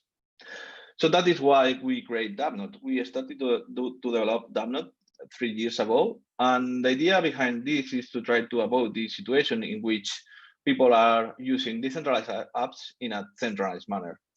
And what was our purpose? Well, we tried to make as easy as possible to run dApps in a truly decentralized manner to fight against this situation. That is why we create this open source software that allow users to use it in a truly decentralized manner. We want to unlock the potential of decentralized technologies to be untraceable, to be private, and also to switch this value from cloud providers. So here is when we can start to talk about the vision of Swarm and the vision of DAppNode. The vision of DAppNode is to create a human-centric decentralized hardware infrastructure. And from the point of view of the Swarm, they are trying to create a decentralized storage and communication system for a sovereign digital society. So at the end, we have both the same vision. We are both part of the same puzzle. We are only two pieces that try to complete this global vision. And what is this global vision? Okay, we want to create and empower a digital freedom. That is the key point of all this. But we know why, but what is the final vision of this? Well, we want to switch this value from the cloud providers to the users. So we have seen during these years that privacy maybe is not enough. It's not an enough argument for people running nodes. It's something that people believe it's important, it's good to have, but maybe it's not enough. We have seen, for example, Ethereum nodes had this decrease these years, since it's very expensive to run a node and makes not too much sense if you don't have this philosophical motivation. So this incentivization layer that Swarm is presenting is the key point of all this. It's the thing that is making this model viable. At the end, if we don't have this incentivization to run nodes, maybe people are not willing to do it. But if you have this incentivization, you are being part of this network, and you are making this switch of the value to the final users. So since you are running a node, it makes sense that you get the value directly. So you are creating a community around your dApps. And for me, it's very exciting to be able to make this real, to be able to show how easy it is to run this node, and how easy are you going to be part of this incentivized network. So let me show you how you can install B on DAppNode. So mainly this is the dashboard of DAppNode. Right now I'm connected to my DAppNode on my home, and this is the dashboard where I can see some general information about the current status of my DAppNode. They can also add a new devices to my DAppNode. The idea is that running this node allow other of your friends and family to run nodes and make easy for them also to be part of this decentralized network if they don't have the enough knowledge to set up a node. And here we have the App Store, which is where you can install several applications. And now we are going to see how we can install one of those. That is going to be big for sure. And the next section is the packages that I have installed right now. And today I will also talk about the DMS, the DAppNode Monitor Systems. That is a package that allows you to track your current system, the status of your current system. And it's going to be very important to track all these incentivization model. So let's start by installing this V package. So, well, as you can see, here you have some information about the package. Just after click install, I only need to put a password for my keys, submit. And the thing that is happening here is the download is downloading the image from the internet. He's checking the hash of the image from a smart contract, and he's checking that everything is fine. And after, as you can see, 30 seconds, the node is running. That's quite interesting. And now the node is waiting until we found this account here. So let's do that. Let's go to the Swarm faucet to make this happen. Okay. Another robot, I think so. Yeah, okay. Now, so great. Now we just request some funds from the faucets to be able to start to be part of the network. Let's try to check it. This account, that is the one that I'm going to use this time. Okay, I have the balance. And after a while, we are going to see how the checkbook is going to be created. And also we can check here that right now, after install the B packet, I have a new dashboard on my DMS. I have the B dashboard installed by default at the moment that I install the package, and that is really great. It makes quite easy to have metric of your nodes. So let's see. Yeah, as you can see, the checkbook start to happen. And if we check the logs, we can see how the node started. Yeah, we deploy a new checkbook and the node started. So now we can see some metrics here. Yeah, it's great. Okay, so yeah, we just have 3 connections and the node is running, but now we want to have some cool metrics here. So that is why I'm going to upload a file. I don't know if you can see my console, but I'm just trying to submit a file. Okay, 1 second.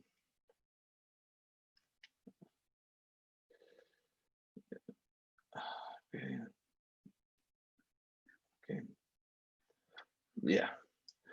Now I am submitting a file to the network. As you can see, we start to having debit, credit, and yeah, the thing is happening.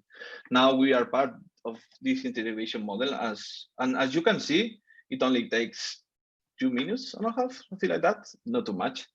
And this is amazing. It's really amazing to be part of this and to be able to become a node of an integration network as easy as this. But do you know what is more exciting than this? For me, is the future, the thing that are going to happen later. The thing is, now we have this node, we have this incentivization model, but now it's when we need to create something bigger than this one. We only have small pieces in this big puzzle. We can understand this like the first computer. We have this first computer that is the DAppNode itself, and also we have now the hard drive.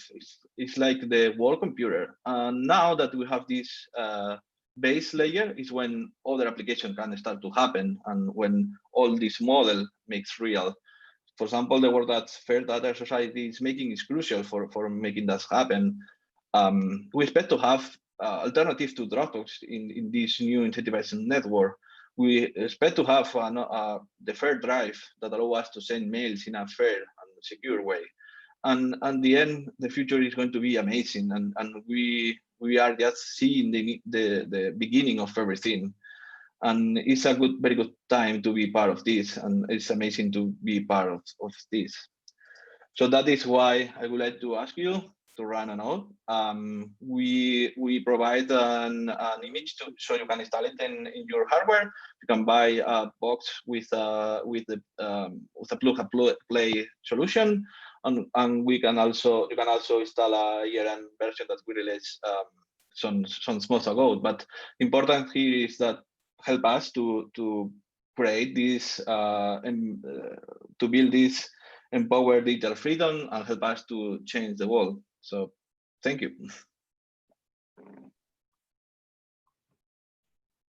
Yes, thank you so much, Edu. I'm happy to be able to change the world together with you and DAppNode, because you're doing an amazing job. Also, I know the whole team at DAppNode is like fully aligned ideologically with what Swarm and the broader crypto world is doing. Yeah, again, can you, maybe this is an important thing I think for people to know. So in order to get this funded, because it's of course like totally an open source project, DAppNode, but maybe you can re-mention this, like DAppNode is also selling hardware, I think. Yeah, we are also selling hardware. At the end, we try to make as easy as possible for people to run nodes. So mainly the idea of selling nodes is to be able to run a node for people that doesn't know or doesn't have this technical knowledge to have it. But at the end, for us, doesn't matter if you want to install it or if you want to buy it. At the end, it's just to make easy. So that is the point of all. Okay, awesome, Edu. Thank you so much, and welcome. Thank you so much. Next up, we have Dan and Wojtek, who are going. Oh, Dan, you're already here.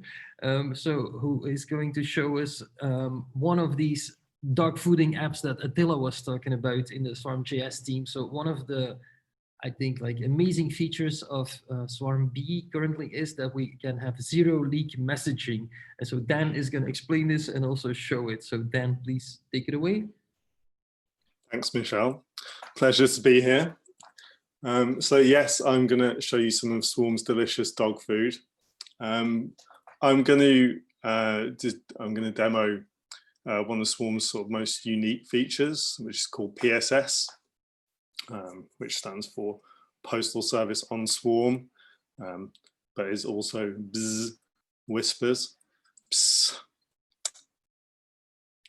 So it's Swarm's version of Ethereum Whisper, which is part of the original Ethereum Holy Trinity, which was Swarm, Ethereum, and Whisper, which were originally intended to form the world computer. So repeatedly talked about Swarm as the hard drive of the world computer, and so Ethereum is the complement, the CPU, and Whisper is the messaging component.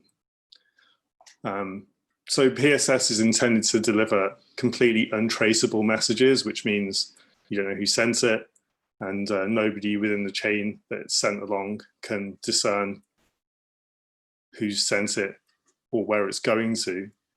And similarly, nobody except for the sender and the recipient are able to read that. So it's practically usable to set up communication channels between nodes or individuals.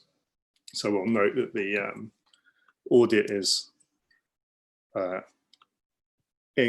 still to be done. So if you're Edward Snowden listening, then maybe hold off until we do our next release.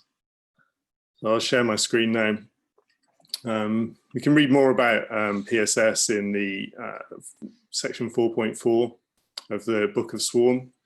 That gives you some details also about how it can be used initially to set up triple Diffie-Hellman key exchange and then double ratchet key generation. after that. So I prepared a short infographic here just to kind of explain like how the system does work. So you can see on the left-hand side here, first we wrap a payload inside a Trojan chunk, which is then inserted into Swarm's disk. And now in each node in Swarm's disk is given a neighborhood of responsibility, which is the section of the total disk that they're responsible for storing and then serving up to its peers. So once these Trojan chunks go into the disk, they're completely indistinguishable from any other content address chunks. And then as Rinka has shown, they get forwarded along until they eventually arrive at the B client within the neighborhood of responsibility.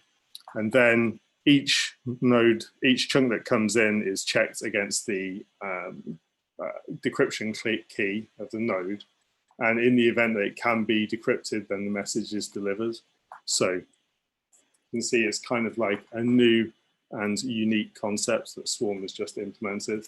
And I'm going to show you a short, small example of how we've actually implemented that and try to do a live demo, which hopefully will be successful. So this is just a very, very simple, cheesy app just to show how simple it is. This is basic view boilerplate, and then here's the meat of it. We have a WebSocket connection that listens for a topic ID, and then similarly we just post our payload into the into B, which then sends it into the network. So without further ado, let's give it a crack. So this is my application, and I've got two Swarm nodes running here. So we're going to try and send from the first to the second. We take the public key and the overlay address, first 2 bytes, post those in to send this message. Cross fingers. Amazing, it has arrived. So that's kind of like a very simple explanation or an example of the kind of thing that we can do with this. It's it can also be used wherever a completely private pub sub system is useful to initiate communication channels or notifications and so on and so forth. There's also some information on the docs under the PSS messaging, so you want to give it a crack yourself. And now we're going to go over to Wojtek, who hopefully is available, and to show us a slightly more complex example, which instead of sending to Swarm addresses, actually derives those from Ethereum addresses. So Wojtek, are you there? Yeah, hi Dan. Thank you very much. So hi everyone, I'm Wojtek. I'm a member of the newly formed Swarm.js team. And today I'm going to build on top of the amazing demo that Dan has showed, and I'm going to show you how you can actually send a PSS message directly to an Ethereum address. So here I have also a very simple Vue.js app. It's a little bit more complex because it's actually packaged, but in reality, it's very similar to what Dan had showed. This script that I'm running right now, all it does, it builds the Vue.js app, then it packs it into an archive here, and then it uploads it to a gateway. And I should receive a reference hash. Here we go. So we can go ahead and we can check it. So this is really a simple way to just set up your app and just run it on a B node and on the Swarm network. So I'm hosting it from the gateway right now. As you can see, it could not connect to the node because it's running from the gateway. Normally it should just connect to the node from which it is hosted. So let's go ahead and let's start two nodes locally. One running on port 8082, the other one on 8083. So 1 second. Okay, perfect. Now I'm going to try and retrieve the app from the network. Awesome. And now I can send any message, and I see this more as sort of an email system. So it's not for instant messages; it's more for messages that are kind of longer term and that should be, you know, maintained in the network. But here, as you can see here, I've put in the Ethereum address. It calculated the overlay address. I'm using just a small prefix of that overlay address so that nobody can guess who I'm sending this message to. So let's go ahead and write some message. Okay, 1 sec, sorry. All right. And can you, yep. So it's a bit more as an email because it's not instant when you upload the chunks. It takes some time to actually sync it to the other nodes, and you can this way you can also maintain some sort of. All right, that was the message, and here we go. So the second node received the message. It cannot really tell from where it came from, but we can of course respond.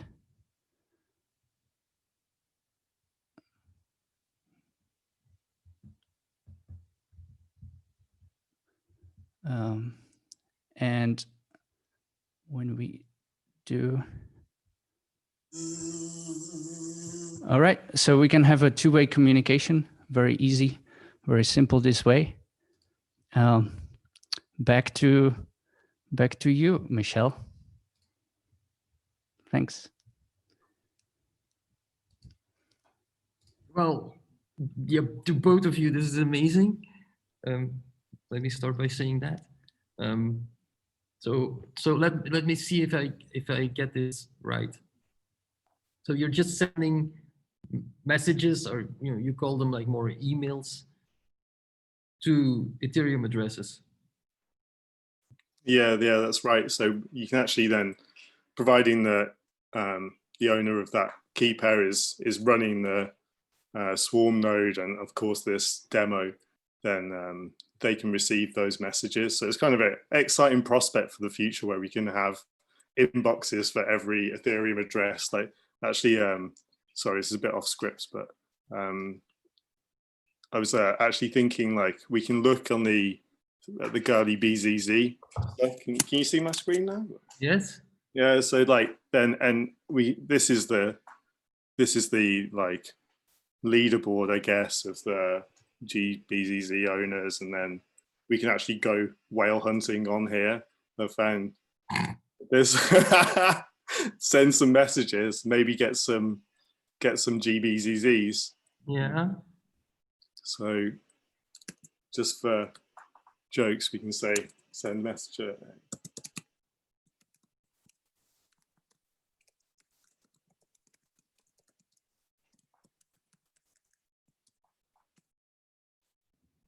So there, wherever they are in the world, once that message goes through, then I guess it will arrive in that neighborhood. Yes, so I just got your message. So you basically doxed me on the phone being a buzz wheel. Again, I should tell the audience that it is girly buzz. I'm girly rich. That was just amazing.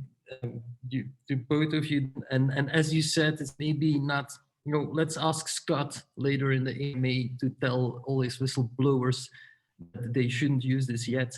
But at the same time, it's going to be amazing to use this for ourselves, right? So, Yeah, is this one of the apps that Attila was talking about that we will be dog fooding, I think the term is? Yeah, I think that it would be definitely. I mean, there's so many things that we can build, and I'm really excited to start to get these JavaScript tools down the pipeline so we can really really start just building out on it. So it really is a new paradigm in terms of like developing websites. Not only does it solve this scaling problem, but also everything becomes so much easier. And I think it will become much more simple. So I do think it's going to be a shift change in web development when we finally get this stuff out. And I know that the JavaScript team are chomping at the bit and highly adept. So I think it will happen terrifyingly quickly. Yeah, because this is maybe it got lost a little bit in the presentation, but Wojtek sneaked in basically how you can bundle your app and deploy it on Swarm. So this in itself could be a demo, I think, right? So it's a bit like how much more work do you think we will need to do before I can just like simply install this on my dApp node, I guess, use. Oh, well, I mean, basically it's super simple. Really, it's just as you saw, the script is just few lines of code. So it just utilizes the built-in Linux utilities, and you just upload it to the Swarm. It's 34 lines of code, including comments, I think. So very easy. So where can our viewers find this code? I mean, I think a lot of people would like to run this, on their own computer, or just at least check out the code, how to do this. Where can they find it? Sure. So right now it's on my repo, but I think we're going to move it very soon to the Ethersphere repo, to some demo repositories. So for the time being, I can definitely direct you there. And we will clean this up further and just show it to the world. Awesome. Yes, I think we covered it, right? I mean, amazing. I was really impressed seeing that, and it was all live in a demo, not even like a recording. So that wouldn't be edited. So thank you both, and please join us back at the end of the event for the AMA, because I think there's already some questions for you guys. So thank you so much. Pleasure as always. Thank you. Bye. Bye. Next up, another demo. They just keep coming. So this is, like I said, this is like the part of the program where you just sit back and relax, and if you are like a developer yourself, this is always like a very relaxed time, because other people are typing code and are showing off what they are doing. So I would like to invite my friend from the other side of the world, Zahur, who's gonna show us, hello Zahur. So Zahur, you're gonna show us the evolution of FairOS and FairDrive. So please go ahead, I can't wait. Thank you. Good morning, everybody, or good afternoon, or good evening, wherever you are.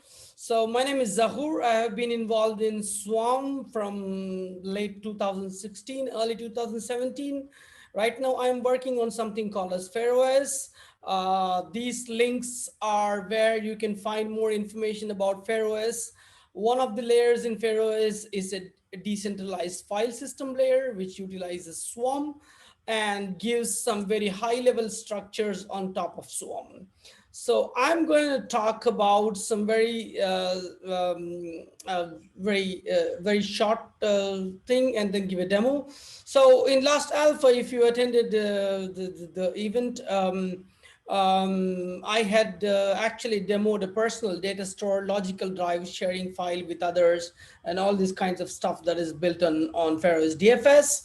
And we also built an example application called FairDrive, which utilizes all these things.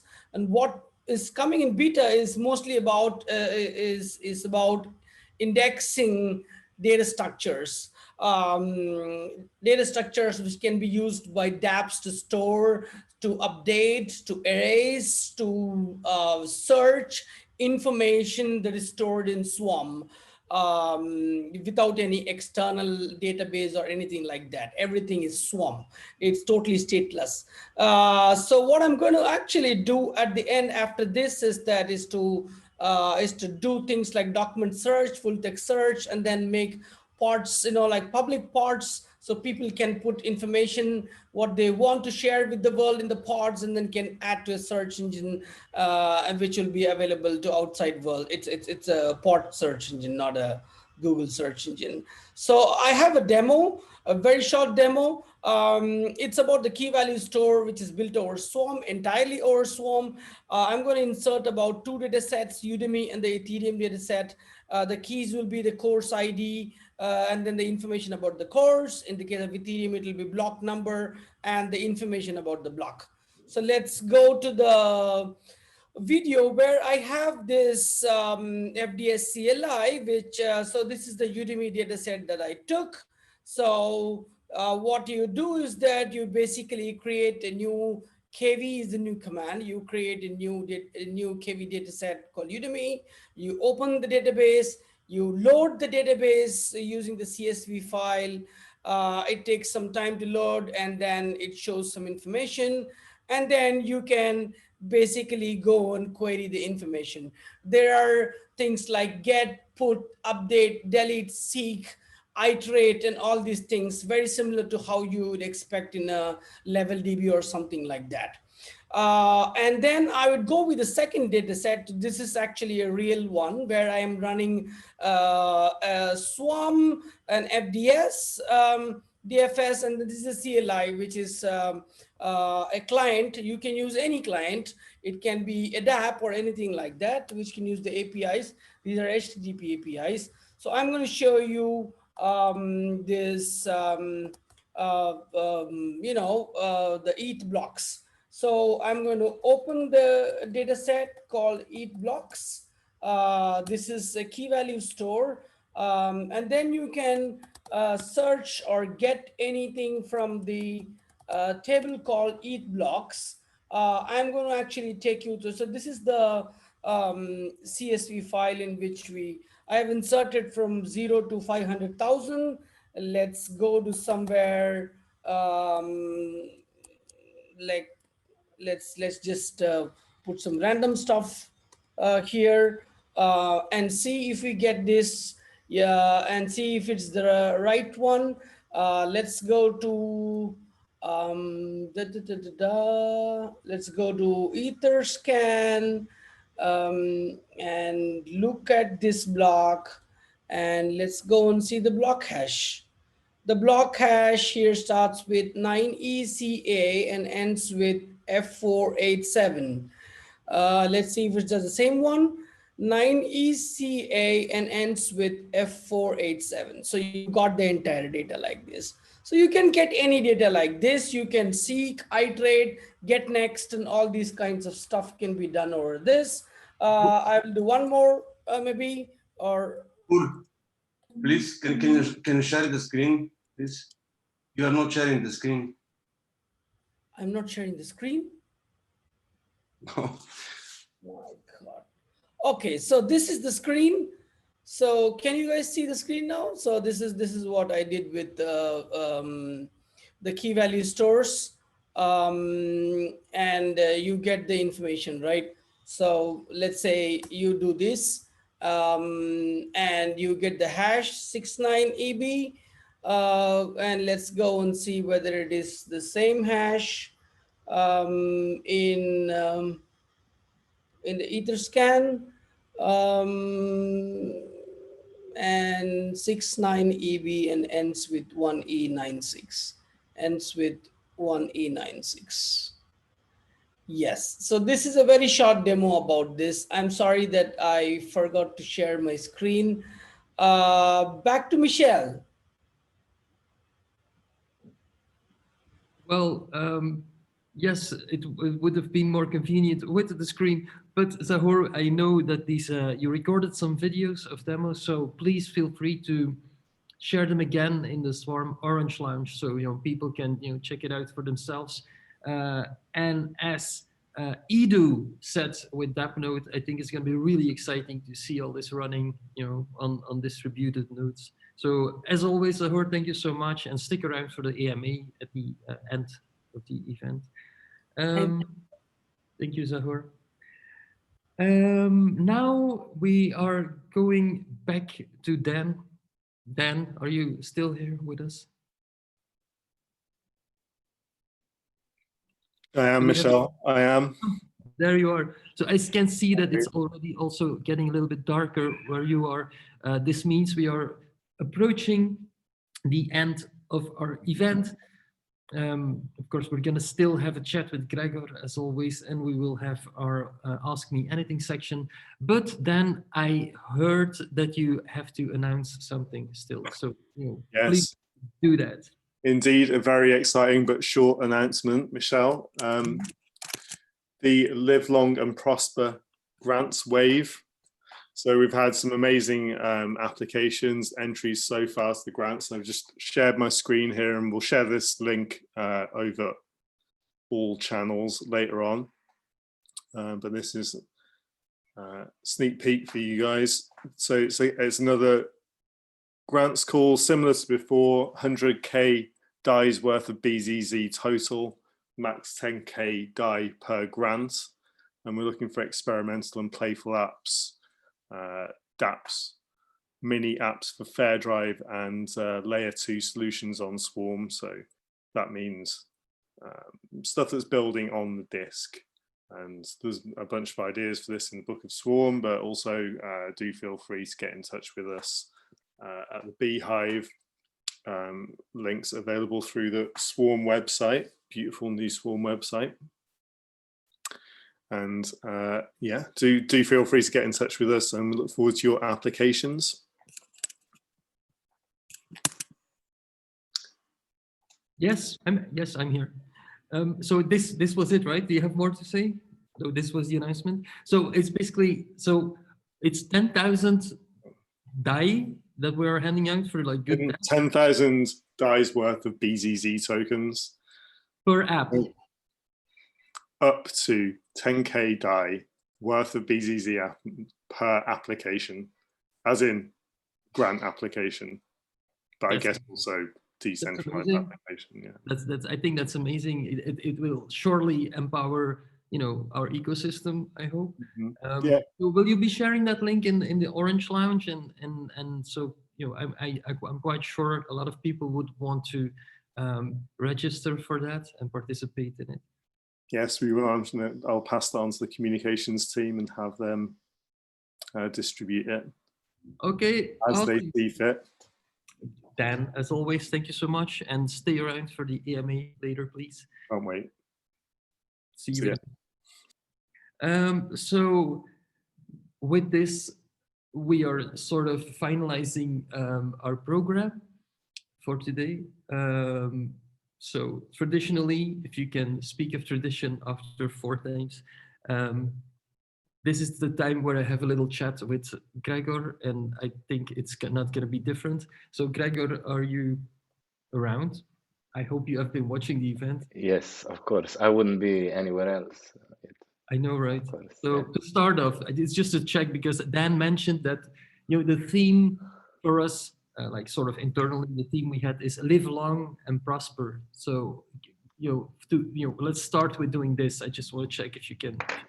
Oh, I'm slow at that, but yeah, it's my childhood dream. I'm doing it, kind of. Oh, you're doing it. Okay. Yeah, I'm kinda. Okay, but so you kick ass. You kick ass. Thank you. You do it like it's done. I think you have some Vulcan blood in you, maybe. Who knows? I learned it because I have an older brother, and he teased me with it, right? So we were watching Star Trek as kids, and then he came to me, like they put it like in my face, and so I had to learn it, of course, to be able to compete with him.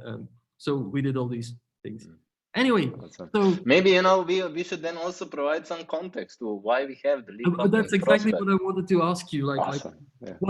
why did we choose, you know, this Vulcan sentence to be like the you know, sort of the flavor, let's say, of the event? So there are several reasons, and kind of this phrase kind of summed it up, kind of connected all these threads. You know, as you mentioned, today is the fourth event, and it's the last biggest major milestone before the 1.0 launch. And thematically, we had also this event kind of going along the topic of Plur, of peace, love, unity, respect, the values that kind of also guide us in doing this. And today, as we said, it's all about respect. It's all about symbolizing. This was the phrase when in the story, humanity leaped to the new level of technology and awareness, consequentially, and it marked, this new future. So at the same time, it is a reflection of respect. It's like the biggest respect that, in a way, we should show, and as humans, is respect for life, I guess. So. So it kind of all ties into the exciting times we're here, and yeah, it's the end of a series. Yeah, It's the end of what? of a conceptual event series. You know, we now completed the Plur. Here, maybe what we can also address is, so those who have been throughout on the events, those also know about the NFT tokens. So we are going to issue them there, and it's going to be a nice collection of Swarm digital memorabilia that maybe unlocks some special orders in the future. Okay. Maybe, I don't know. Maybe. Maybe. Are you announcing something here? No. Okay. I mean, haven't been announced many things today. It's like, it's really Yes, exciting to I wanted see. to ask you this. Yeah. Well, Yeah. this is like, you know, stop like, you know, reading my mind and my questions. So that was one of the things I wanted to ask you. Like, what did you think was like, at what point in this event did you think like, this is amazing? It's hard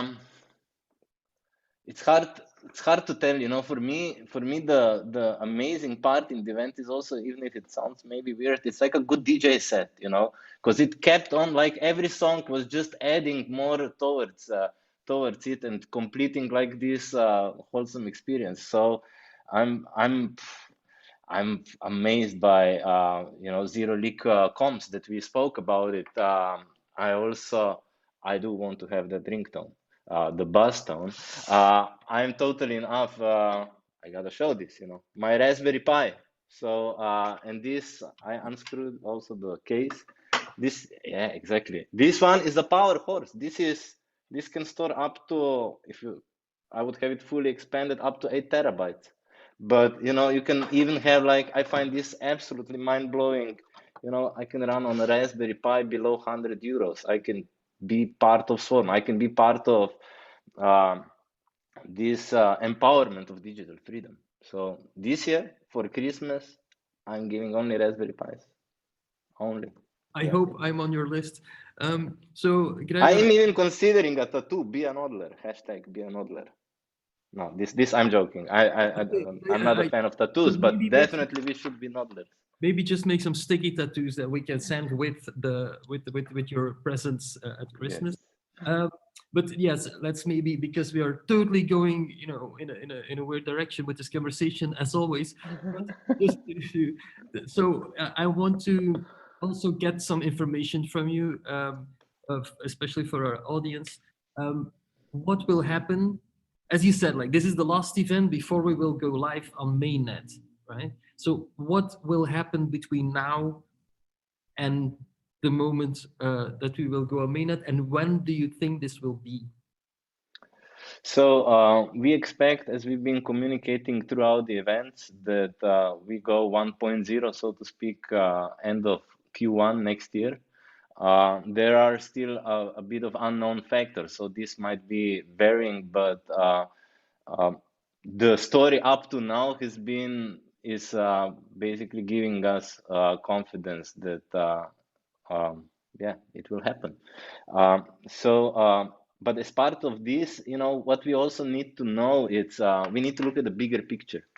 And the bigger picture in a sense is we are not only releasing B client 1.0, we are speaking here about Swarm 1.0. And this is, while B client is the most essential and crucial part of the network, of course, until there are more clients, then it will be a reference client. But launching Swarm properly also means developer support and community. It means also providing a personal data store for the end user. When Ethereum launched, we all had the Mist wallet and testing out, sending ethers and stuff around. And it means also an ecosystem. And with the ecosystem, we don't mean necessarily the size of the ecosystem, but connectedness, sharing the same also, same or let's say similar mindset. So when we break down this, when you say what's going to happen, B 1.0 is going to happen. We saw JavaScript team announcing, it's like there's going to be more tooling.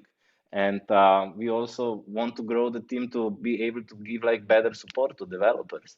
Then outside of Swarm also needs to step up in ecosystem efforts such as FairDrive, enabling. And here,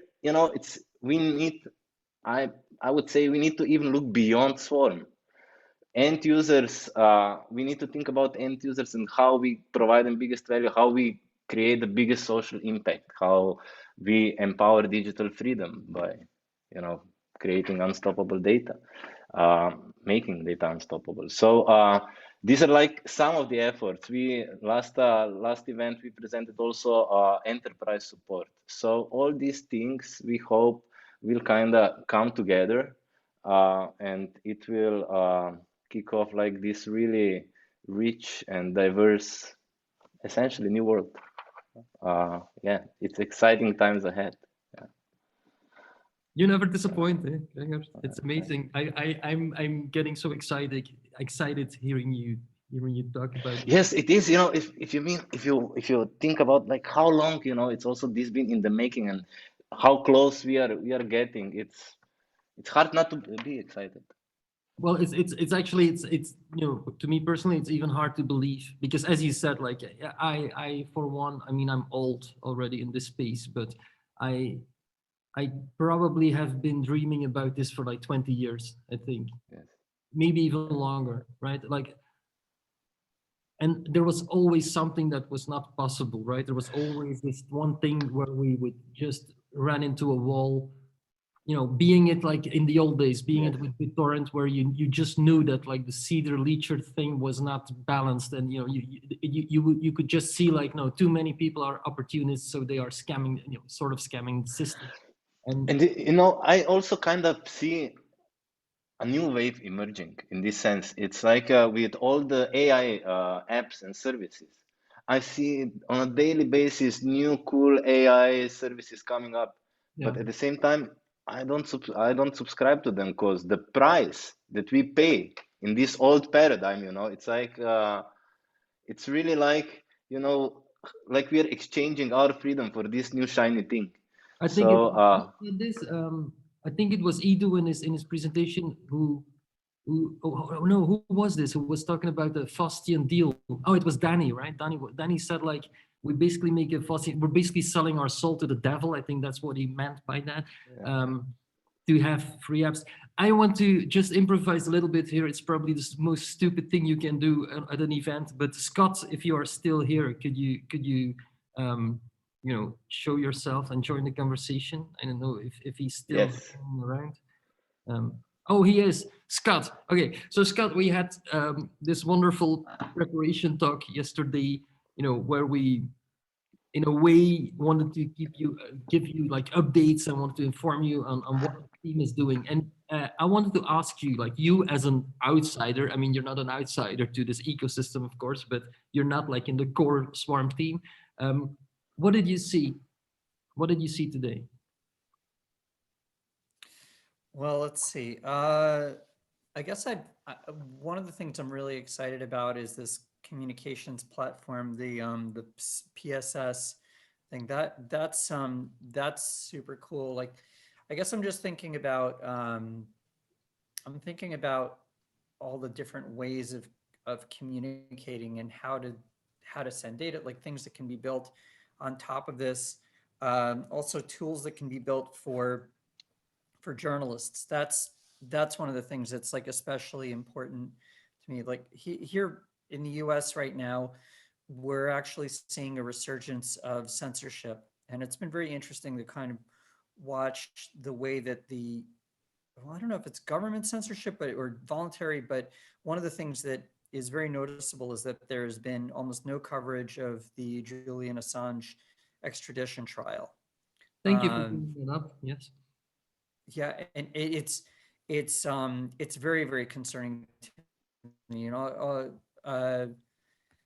So I don't know, like one of the things that a lot of people in my circles have been discussing is like, well, now that this isn't happening, and like even with more, I guess, left-leaning publications like, you know, like BuzzFeed or Huffington Post or Vice, like they're not even covering the extradition trial at all. So there's this like kind of like voluntary cancellation, so to say, and of Assange. And on top of that, there was a police shooting of a man named Walter Wallace Jr.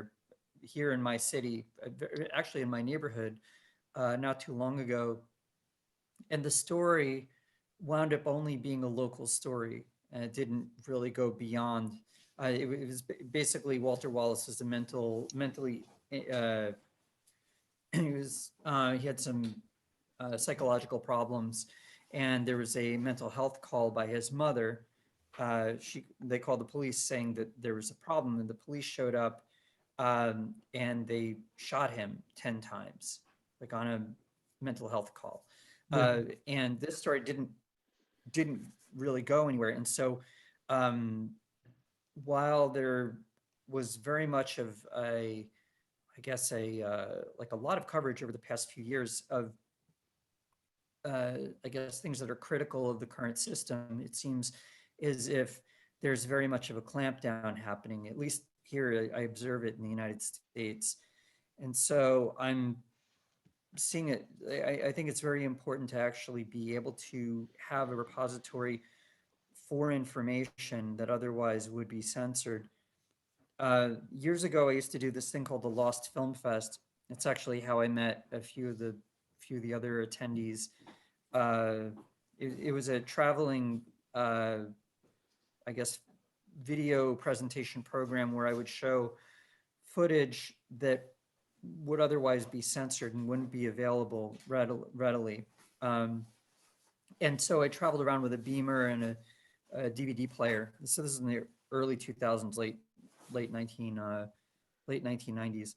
And so because we didn't have things like YouTube, we didn't have these types of things, like the way we were relying on this underground network in order to do this. So it was basically like a sneaker net of video. And now that I guess I'm seeing so much emphasis by state actors and corporations, all these different types of institutions of control, kind of putting their foot down, I think it's really important to have tools to be able to continue to share information. So I wanted to really thank you guys for doing this, and I wanted to really congratulate you for the amount of work that was put in. I'd had some idea because like Gregor and I have been talking for the past several years, and I would hear hints about how much there was, and I'm amazed, really. Like I sat through the whole presentation, and I'm just really inspired. I hope you guys will be presenting at CCC and maybe some of the other hacker hacker events over the coming years. Yeah, and Yeah, and I really would like, one of the things I really like is that this has a lot of crossover between the kind of, the kind of like hacker infosec community and also the crypto community, that it's not just about cryptocurrency, it's really a practical application of this technology that is going to be very, very useful. So that's what I saw today, and I wanted to really thank you guys for putting in all the work. It's a beautiful thing that you guys are building, and I feel really touched that you invited me to be part of it. Well, you. Scott, thank you so much. I think I can speak for a lot of people that you have been an inspirational example of what cypherpunk and art, and if you combine all that, what someone can do with all these ideas. So Scott, maybe you can just say thank you to the entire team, because I want to invite everybody to share the stage and to enable your cameras. Maybe just leave your audio muted for a second. So Scott, like you can see, you will see a selection of the team. I don't know how many. Oh God, it keeps growing and growing and growing. So all these people, yes, more please. So yeah, all these people are directly or indirectly working with our forest swarm. It's a whole lot of males. That's a side effect of this technology, I'm afraid. So yes, let's dive into the Scott, is there anything you want to ask the team? Yes, and first I wanted to just say thank you to every one of you for working on this. I mean, sometimes, I guess sometimes we feel like our work is invisible. This is a time where I want to acknowledge as a person who has not been a part of the core development. I'm just kind of an outsider. I'm a hobbyist technologist. I love this kind of stuff. I just want to say that this is really very inspiring. A lot of the time in tech, we develop things that might not see the light of day because it's, there aren't really practical applications beyond just kind of curiosity. But this is a thing that has been put together in such a comprehensive way, like with so many things that have been thought through and with so much deliberation. And I wanted to thank you for being able to cooperate, because this is a huge set of tasks, a huge complex set of tasks. And in order to present something like this in a very simple to understand way, it's a huge challenge. And yeah, I can't thank you enough for doing it. And I'm really looking forward to using like many of the apps and dApps that are built upon this technology, especially the communications tools. One thing I wanted to say, I'm currently working on a project, like one of my own projects is a parametrically designed, programmatically creatable set of machines, like open source hardware machines, that are going to be expressed as non-fungible tokens, like I guess things like ERC 1155, like sets of assets. And I'm thinking about how the swarm technology could be used in order to host tools that can bypass a lot of the monopoly by huge corporations on machines. For example, I'm thinking about tools like open source ecology is a project that makes universal open source hardware tools like tractors and whatnot.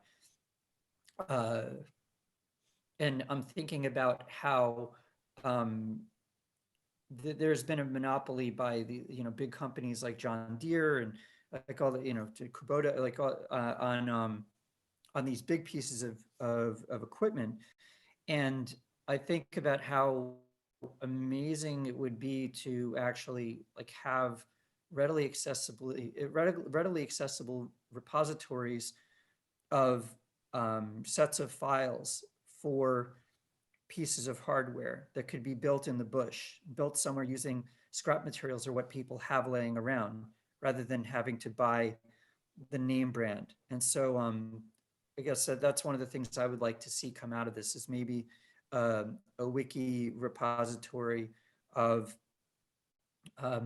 helpful machines that take into account the ecological impact of machines. So yeah. Amazing. I'm quite sure that Zahor's Fair Drive will be able to handle all these plans and technical drawings, etc. We definitely are going to need a key value store for that. Scott, I want to thank you again for being here. Stick around, but I would like to continue with all the questions that people have been asking. So, this one is definitely for Daniel, please unmute, because I'm going to ask you a question that I think you want to answer. What Bob Jiang asks, what's the main difference between Swarm and IPFS? So first of all, to get it out of the way, let me just state firmly that we are not in an antagonistic position to each other. So we're both in the content address distributed storage space, and we are both attempting to rescue humanity from this Web 2.0 large data centers run by big corporations kind of state. And these two projects are in a way complementary. So the main difference is the focus of the task, the subtask of the content address storage. So IPFS primarily concerns itself by finding and delivering content. It doesn't care where and how it is stored. And in fact, if you fire up an IPFS client and upload some files on it, they will not leave your computer. They will just be announced on IPFS that they are to be found on your computer, from where everybody can efficiently download it. Whereas Swarm focuses on the other side on where and how to store data. That is the core competency of Swarm. So in the best case future, when both projects succeed, it is entirely possible, and we have talked about this with Juan multiple times, that all Swarm content will be simply accessible through an IPFS address space. There's nothing in the architecture of either project to prevent such a deep collaboration. It is just that both of us currently are wary of depending on the other project critically. So we have our own distribution layer just because we didn't want to risk that IPFS is not ready on time. And similarly, IPFS also has its spinning and replicating stuff just because they didn't want to critically depend on Swarm. But in the best case scenario, these two projects will both thrive and collaborate. And actually, we were among the first to congratulate IPFS on the successful pipeline launch. That's very concise. Thank you so much, Daniel, for that. Someone is asking, what is Scott's last name? It is Bybin. I hope I'm pronouncing this correctly. Yes, Bybin, like Leipzig. Yeah, you told me. So yeah, that was just a silly question, of course. I mean, I'm scrolling to all these questions. Oh, this is an interesting one, I think. Oh, Danny, you already answered it, but I'll ask, who can I ask? Well, Gregor, maybe. Gregor? Oh, I'm here looking at the questions, actually, yes. Yeah, by the way. An interesting question. It's like Danny gave the example of a wiki that can, for instance, be instantly forked. The user interface and the whole application will still be there, but like the content of the wiki will be, forked. And someone, Adam Euler, is asking, won't this help or make the society be divided more like polarization? I think he means by that. because we are already, we have the issue of not finding common ground because people see different facts. So we don't agree on reality anymore. So yeah, do you think that Swarm will contribute to that, that it will even get more polarized? It's a very, very good question. And, you know, the most honest answer in this way would be that we don't know. We do know, everybody here, we joined Swarm and we are working on Swarm because we don't want just to solve a technological challenge, but we want to see positive social impact. So in this regard, for us, it is important that we support the proper initiatives, that we kind of try to start initiatives that avoid mistakes done with the first web, so to speak. Yes, this is maybe the most general answer I can give. It's here. The tool itself is, I would say, neutral, but how we shape the social part will be key. I would also imagine that Dani has here also an answer ready that takes an approach from a bit different perspective. So I would pass the baton to Dani now. Yeah, Dani, can you maybe shortly answer? Sure. So I have actually tied my answer to the question, but the short answer from me, and I'm speaking for myself here, not the project, that I firmly believe that polarization and enmity in society is not because of the abundance of admissible opinions, but on the contrary, it's because people end up in these bubbles, these information bubbles, when they are not exposed to other opinions and other arguments. And I think that if Swarm manages to expose people to opinions and arguments outside of their bubble, it will actually help with de-escalating polarization and division. And I think that if you are exposed to the best arguments, the unfiltered arguments of your opponents, then you can better make up your mind, and maybe you too can arrive at some synthesis. Because sometimes it's the largest bubble that is wrong. It's not necessarily true that the biggest bubble is always right. So that I would totally second this, So Okay. Dani, it's not just European. If I may add something here, it's also that. No, I lost it. I forgot. That's not a problem because we have many more speakers. No, I got it back. Sorry, Oh, I was God. yeah. Yes. So what I wanted to mention is here the social parties, and I think this we need to also emphasize here is that we also as users in the digital or participants in the digital world, we need to learn some of the new things. When people get ATM card, they need to learn do not give out the PIN code. And some of also this behavior, when we see with the information, digital reality has changed. And we also, just on the social level, need to adapt to this. I would like to, Igor, you're here, right? So, I mean, most people won't know, but we have sort of a resident international artist who is, with us in this project. And, he makes amazing art pieces, and he's also responsible for like the intro and outro animations and like visuals that you have been seeing coming from Swarm. But Igor, I know you are doing like a lot of installations and artwork just around this theme, right? Like are people agreeing on facts, and even are people agreeing on their history and stuff like that? So could you chime in on that like thought?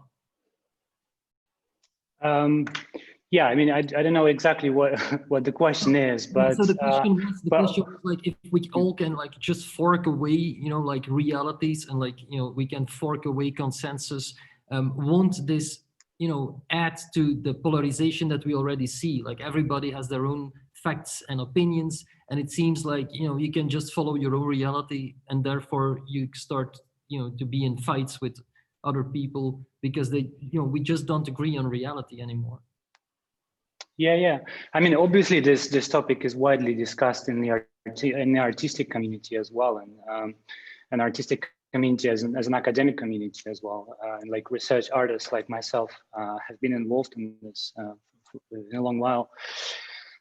I mean, I think it's, I do definitely agree with Danny's words on these kind of, on the ideas of, you know, sort of a consensus, or like being exposed to uncensored information is definitely a solution. I don't think that is, you know, kind of like a road to the future of utopia. I think we will face some other kind of new difficulties, but isn't it basically a way in which, you know, technology evolves and develops? You know, we create new problems, we solve those problems. By solving those problems, we create new problems again, and then we solve. So perhaps transition from Web 1.0 to Web 1.2 and Web 1.3 are very, you know, natural processes in a way. I believe that we certainly are in like on the routes, you know, to get there, where it's to this kind of future where perhaps things are more fair, where we are exposed to more opinion, where authority is perhaps less defined by capital or, you know, some certain kind of patent or other forms of power, right? And I believe from that perspective, Swarm may and will enable an incredible new opportunities. What do we do with them? We'll have to see. I believe I would like to remain critical still, but it does look utopian on many ends, and I'm absolutely fascinated to be part of this project. Thank you, Egor. It's always interesting to hear your opinion, like coming from, you know, a different world, you know, sort of. I know you have like 1 foot in technology and 1 foot in arts and communications. So, you know, thank you for that. The next question, Rinke, if we can hear once again from you. I think this is a very good question and should be addressed. You already wrote a response in the you know, the Q&A, but this question is, it's really hard to bootstrap a storage network. I would say, you know, like it's really hard to bootstrap any kind of network where you want to have, you know, a network effect. Beliefs, that's good. Beliefs alone won't help. Real economic incentives would be required. So can you maybe like shortly, you know, touch on that topic again, if you're up to it? I mean, I think this refers to the beginning of my presentation, where I was mostly talking about, you know, I need you to join us on this journey to believe that it's going to work out. And sure, real economic incentives are in the end what we need. And that is also what I presented, and that's also what we already have, partly in Swarm. But apart from that, I think that, you know, right now in the early stage, in order to decide, first of all, to join us in this journey, you need to know how these incentives work, and you need to know, you know, how this flywheel of incentives will come into motion and stay in motion. And in the end, you know, in the end, it really, of course, matters what are the true economic incentives and how this is going to empower the people. But before we are at the time, you need to understand the theory, and you need to be convinced for yourself that it's going to work out. I mean, like maybe we can drop something here, because we've been talking about something with well, I wouldn't do any like unexpected announcements in this forum. I think it's like probably better to prepare such things and then, you know, announce them in a very concise and comprehensible way. So thank you, Rinke, so much. I cannot resist, you know, I need to tell. There might be a custom Swarm Raspberry Pi case. Oh, okay, Gregor, then you totally overruled this. I tried to censor this is what happens when you try to censor people in a decentralized storage network. So Gregor, please go ahead and do your announcement.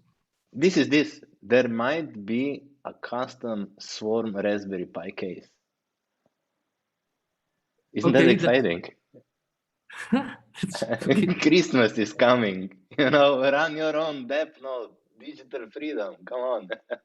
Yes, custom Swarm Raspberry Pi case. I'm just gonna create like a Christmas tree from dApp nodes and Raspberry Pis, and like the wires will be like the structure of my Christmas tree. So 3D printed one. Sorry? You should 3D print the box. Yes, exactly. We're on it already. We're on it. Excellent. I find it very funny and exciting that you kind of technology specialists and geniuses are so happy with a custom printed 3D case. That's amazing. I guess it represents like the physical appearance of what Swarm B is. It's fun to hold it in your hands, I think. Yes. Zahor, a question for you. And it Will would be you really please cool. do your demo again Sorry. and then upload it so we can share it on Twitter? Why don't you just make the STL file of the case and create an NFT out of it? Scott, And I we're good think stuff. you need to be in touch with Igor. And I mean, you guys should like totally Yes. hook up and have a date together, I think. I think you can find each other in the Orange Lounge or in this, we have a backstage channel where you definitely are both in. I think you're going to become good friends and create some exciting stuff. Okay, so I'm trying to get Zahur. Yes. Video. There are videos about FairOS in the FairOS repository README that I have put there in the Fair Data Society GitHub. I have put the links in the Orange Lounge. People who want to look at the entire this thing can have a look at all 5 videos. There are like 5 videos which explains a lot of things about FairOS. So yeah, please feel free. Okay, someone asked, how long will this event last? Well, I would answer 5 more minutes. So what else do we have in all these questions? Oh my God, it's like, yeah, today is asking for sample code. So I think we already answered this, like Dan, Wojtek, Attila, please do go ahead and share all this wonderful code in the Orange Lounge so people can get access to that and play around with it. What else is here? I think that's basically it. If someone still wants to say something, can you please raise your hand? Rinke, do you want to say something? I have a question to Janos. Okay, it's not an announcement, right? No, it's not an announcement. It's just a question because I was also a participant at this event. You were explaining Clef, Janos, but like, what is Clef and why would I like to use that? Oh yeah, I just briefly mentioned it. So Clef is actually the project in Go Ethereum codebase. So it's one of the binaries built from the same repository as Get is built, and it is an external signer. And what that means is that it manages your keys that you have value in terms of Ether of you hold your Ethereum keys by it, and its main purpose is to make this key storage secure and to reduce the attack surface, because that application will not be exposed to any network interfaces. So bnode or any other software can communicate securely or locally only, and have this have your keys more secure. Yeah, I see Daniel is raising a hand. Yeah, so I was there when the Clef application was born. So the problem that it addressed is that a complex piece of software like Get was having direct access on the file system to the private keys of the users, and that presented a unknown and unknowable risk of somehow hacking the Get node and thereby leaking the private key of the user. And it was decided to separate out Clef so that Get only deals with public keys and it doesn't have access to any of the private keys of the user. And it also provides an abstraction layer between the keys and possible storage devices. So it can be your own the same hard drive on the same computer, but it can also be a hardware key. And through Clef, you can basically use any means of signing, and also Diffie-Hellman later so any operation that needs to be done with your private key can be done no matter how your private key is actually stored through the standardized interface provided by Clef. Thank you so much, Danny. Elad, I saw you, sort of looking, how do you say this? Like you were making like head movements that suggest that you have an opinion on this. Would you like to share that? Now you're making head movements that say that you don't have an opinion on this. Okay, anyway, so Elad, do you want to add something to this? You're muted, by the way, if you want to speak. Yes. No, I don't have an opinion on this. I don't know why you were thinking I do. But. It happens, sometimes I read body language like totally incorrectly. I sometimes I get like a slap in the face even if I do it like really wrong. So sorry for that.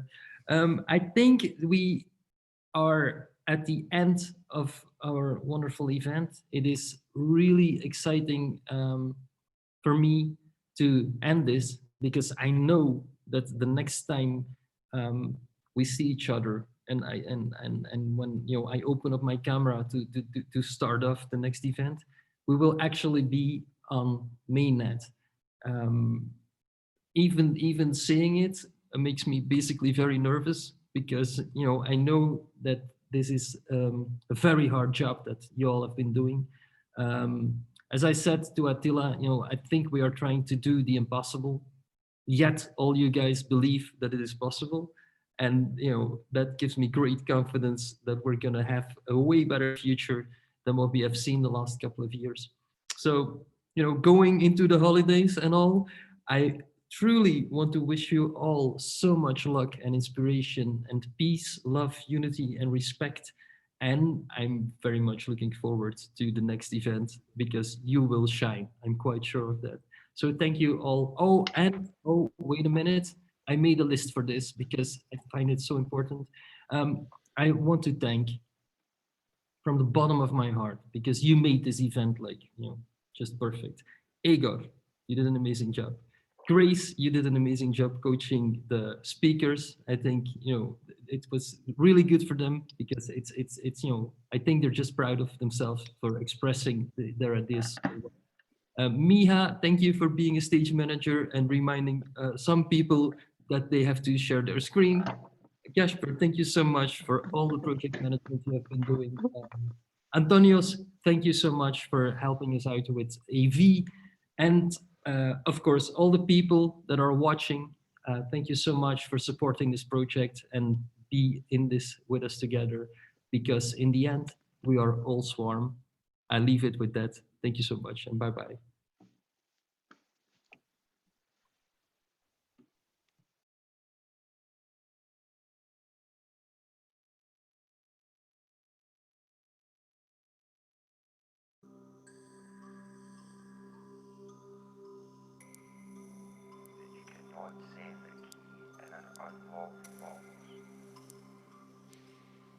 In yon vast field of cultivated space,